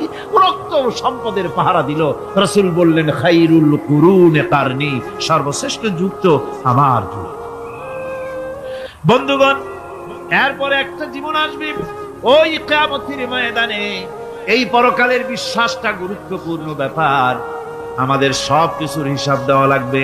আল্লাহ পাক বলেন, ইন্নাস সামআ ওয়াল বাসারা ওয়াল ফুআদা কুল্লু উলাইকা আনহু মাসউলা।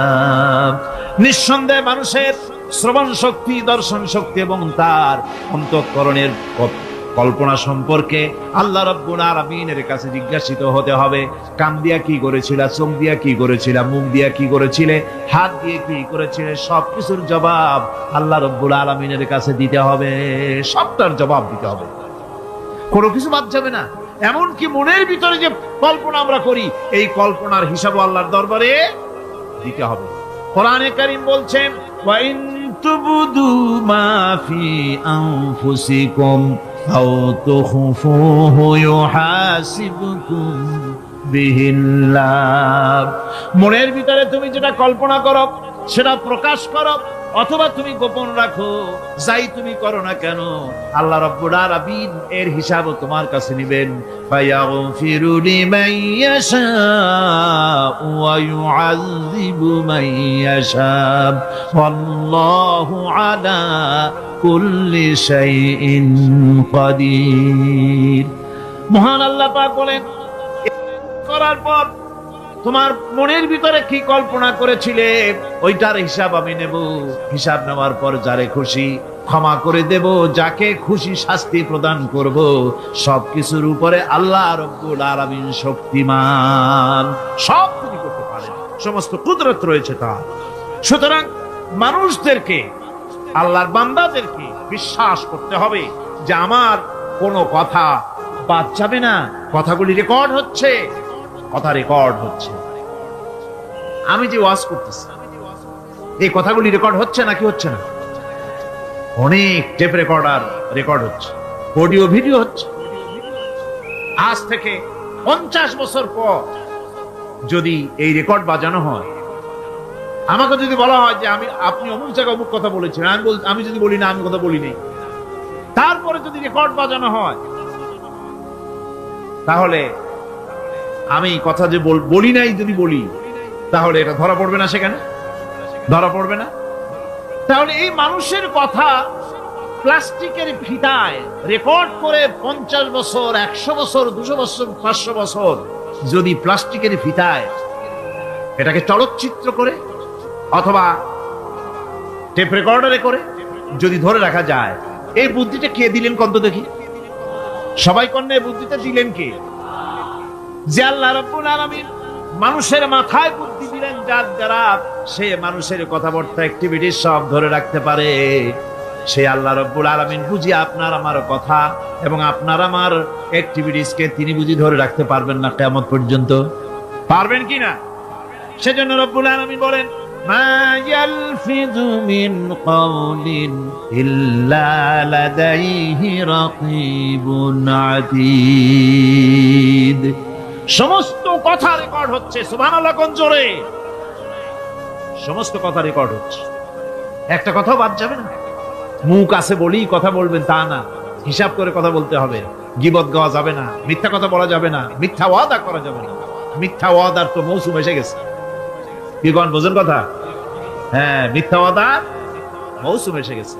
এখন মৌসুমে বাহার, মিথ্যা বলার। কত সুন্দর সুন্দর ওয়াদা, সোনা দিয়া রাস্তা বানায় দেবে। অভুক্ত মানুষদের বলা হয় না খাইয়ে মরবেন না, কিন্তু কি খেয়ে মরবে তাও কয়। আমরা যদি যাইতে পারি তাহলে মটকির মতো রসগোল্লা বানাই, গরুর গাড়ির চাকার মতো জিলাপি বানাই, খাইতে গিয়ে হা করে চিত হয়ে থাকবে। কত রঙিন রঙিন কথা। মিথ্যা ওয়াদার সময় এসেছে। ভাইরা আমার,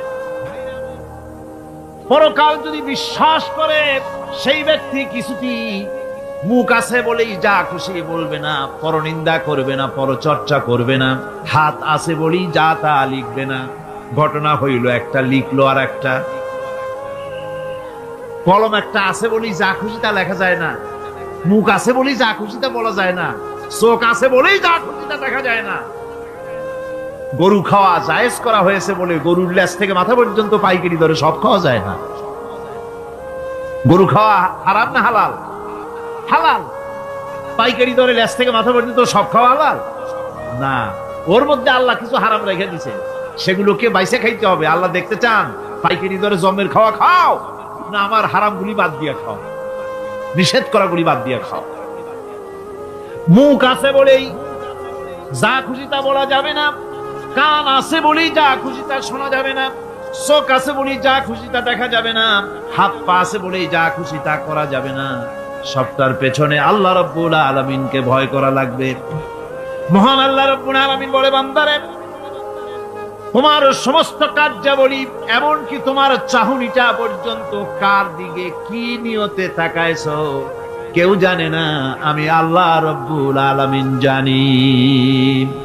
وَيَعْلَمُ خَائِنَةَ الْأَعْيُنِ وَمَا تُخْفِي الصُّدُورُ।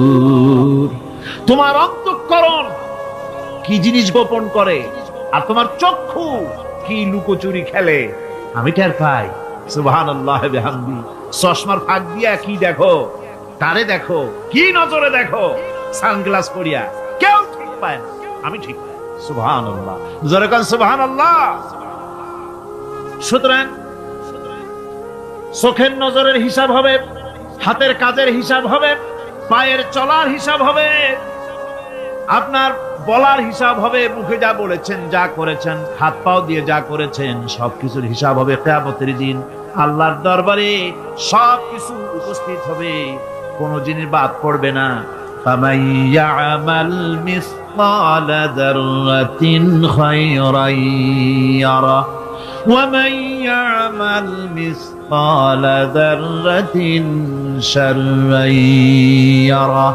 ছোট্ট একটা ভালো কাজ যদি করো তাও হাজির করা হবে সামান্যতম ভালো কাজও তোমার বাদ পড়বে না। আর ক্ষুদ্রতম কোনো খারাপ কাজ করলে তাও উপস্থিত করা হবে সব তোমার সামনে, কোনো জিনিস বাদ পড়বে না, সব দেখতে পাবে কিয়ামতের দিন। ভালো কাজটাও আর খারাপ কাজটাও আল্লাহর কাছে সেদিন আল্লাহ পাক মানুষের সামনে উপস্থিত করে দিবেন। আল্লাহ পাক বলছেন, সেদিন এই জমিন তার ভিতরে যা লুকায়িত ছিল জমিন সব বের করে দেবে। কাআন্নাহুম জারাদুম মুনতাশির। টিড্ডি ফড়িংগুলি পোকাগুলি মাটির থেকে যেমন বের হয়, এ মাটির ভিতরে যা আছে কিয়ামতের দিন সব মাটি বের করে দেবে। ইযা যুলজিলাতিল আরদু জিলজালাহা ওয়া আখরাজাতিল আরদু আসকালাহা ওয়া ক্বালাল ইনসানু মা লাহা। এ জমিনকে ঝাঁকি মারা হবে প্রবল এক ঝাঁকুনি, প্রবল এক ঝাঁকুনিতে এই পৃথিবীর মধ্যে যা কিছু আছে সব বেরিয়ে যাবে। সুবহানাল্লাহ কইতে ইচ্ছা করে না মিয়ারা? এক ঝাঁকুনিতে পৃথিবী সব বের করে দেবে। মানুষ হয়রান হয়ে বলবে কি হয়েছে, এ মাটির হলোটা কি? আমার বন্ধুগণ, মানুষ হয়রান হয়ে গিয়ে বলবে মাটির কি হলো? আল্লাহ রাব্বুল আলামিন বলেন ইয়াউমাইযিন তুহাদ্দিসু আখবারাহা বিআন্না রাব্বাকা আওহা লাহা। জমিনের উপরে যা ঘটেছে জমিন তা সব বের করে দেবে, সব প্রকাশ করে দেবে। আর এটা এই জন্য হবে যেহেতু তার রবের হুকুম হয়েছে, তার রব হুকুম করেছে বের করে দে। জমিনের ভিতরে আছে যা সব বেরিয়ে যাবে, আকাশ ভেঙে পড়বে, পাহাড় উড়ে যাবে, জমিনের ভিতরে যা আছে সব উপরে চলে আসবে। পৃথিবীতে সব শেষ, কিচ্ছু নাই, আকাশ নাই, পাহাড় নাই, সমুদ্র নাই, সব একাকার। চন্দ্র নাই, সূর্য নাই, তারকা নাই, গ্যালাক্সি নাই, মহাশূন্য নাই, সব শেষ। আল্লাহ রাব্বুল আলামিন সমস্ত ফেরেশতাদেরকে শেষ করে দিবেন, সকলের মওত হয়ে যাবে, কেউ আর থাকবে না। এমনকি হযরতে আজরাইল মালাকুল মউত তিনিও থাকবেন না। সব আল্লাহ রাব্বুল আলামিন মৃত্যু করে দিবেন। এরপরে আল্লাহ রাব্বুল আলামিন একা তিনি বলবেন ইয়া দুনিয়া, ইয়া দুনিয়া আইনা আনহারুকি, এ পৃথিবী তোর সেই সমুদ্রগুলো কোথায়, নদীগুলি কোথায়? ইয়া দুনিয়া আইনা আশজারুকি, হে দুনিয়া তোমার গাছগুলি কোথায়? এত বন বনানি, এত গাছ ছিল। ইয়া দুনিয়া আইনা জিবালুকি, হে পৃথিবী তোর জমিনে যত পাহাড় ছিল পাহাড়গুলি কই? যত স্বৈরাচার ছিল জমিনের উপরে, যারা স্বৈরাচারী মনোবৃত্তি নিয়ে মানুষ ধ্বংস করেছে, দেশ ধ্বংস করেছে, মায়ের বুক খালি করেছে, ওই স্বৈরাচারগুলি কই? কোনো জবাব নাই। আল্লাহ পাক এর পরে বলবেন লিমানিল মুলকুল ইয়াউম, কার রাজত্ব? আজকে রাজত্বটা কার? আল্লাহ তিনবার আওয়াজ দিবেন, আজকে রাজত্ব কার? আল্লাহ পাক যখন তিনবার করে ডাক দিবেন, কোনো জবাব নাই, কোনো জবাব নাই। কে জবাব দেবে? আল্লাহ রাব্বুল আলামিনের সামনে কার ক্ষমতা আছে কথা বলার? কেউ তো নাই, সব শেষ। আল্লাহ পাক বলবেন লিল্লাহিল ওয়াহিদুল কাহ্হার, একমাত্র পরাক্রমশালী আল্লাহ রাব্বুল আলামিনের রাজত্ব আছে। সেই হাসরের মাঠে আমাদের সকলকে উপস্থিত হয়ে যেতে হবে। কেউ আমরা এখান থেকে বাঁচতে পারবো না, সবাইকে উঠতে হবে। অপরাধীরা সেখানে অসহায় হয়ে যাবে, অপরাধীরা অসহায় হয়ে যাবে।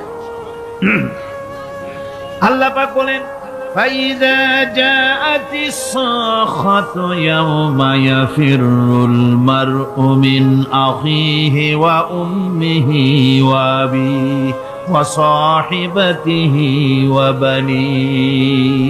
অবশেষে যখন কান ফাটানো আওয়াজ আসবে, এই আওয়াজ সেদিন মানুষ নিজের মা বাপ ভাই বোন সব থেকে বিচ্ছিন্ন হয়ে যাবে, সব একের থেকে আরেকজন পালায় যাবে, হারায় যাবে, কেউ কাউকে আর খুঁজে পাবে না। সেদিন ওই কিয়ামতের মাঠে বিভীষিকাময় দৃশ্য, মানুষ হয়রান হয়ে যাবে। মাথার এক হাত অথবা অর্ধ মাইল অথবা এক বিগত এতটুকু উপরে ওই প্রকাণ্ড সূর্যটার তাপ আসবে, গুনাহগারের মাথার চান্দি ফেটে গিয়া মগজগুলি গলে গলে নাক কান দিয়ে বেয়ে পড়তে লাগবে, জিহ্বাটা কুকুরের মতো ঝুলে নাভিস্থল পর্যন্ত পড়ে যাবে, মাটিটা সূর্যের উত্তাপে তামার মতো গরম হয়ে যাবে, সারা হাসর জুড়ে আওয়াজ হবে পানি পানি পানি। মানুষেরা হয়রান হয়ে যাবে। সে হাসরের ময়দানে এই চরম কষ্টের ভিতরে আল্লাহ রাব্বুল আলামিন বলেন, সেদিন দুটো ভাগ হয়ে যাবে। একদল মানুষের চেহারা আলোয় ঝলমল হয়ে যাবে, আর একদল মানুষের চেহারাগুলি কালো হয়ে যাবে। উজুহু ইয়াউমাইদিন মুসফিরাতুন দাহিকাতুন মুস্তাবশিরা ওয়া উজুহু ইয়াউমাইদিন আলাইহা গাবারা। আল্লাহ পাক বলেন, এক শ্রেণীর মানুষের চেহারা হাস্যোজ্জ্বল ঝলমলে হয়ে যাবে, আর এক শ্রেণীর মানুষের চেহারাগুলি কালো হয়ে যাবে। তারহাকুহা কাতারা উলাইকা হুমুল কাফারাতুল ফাজারা।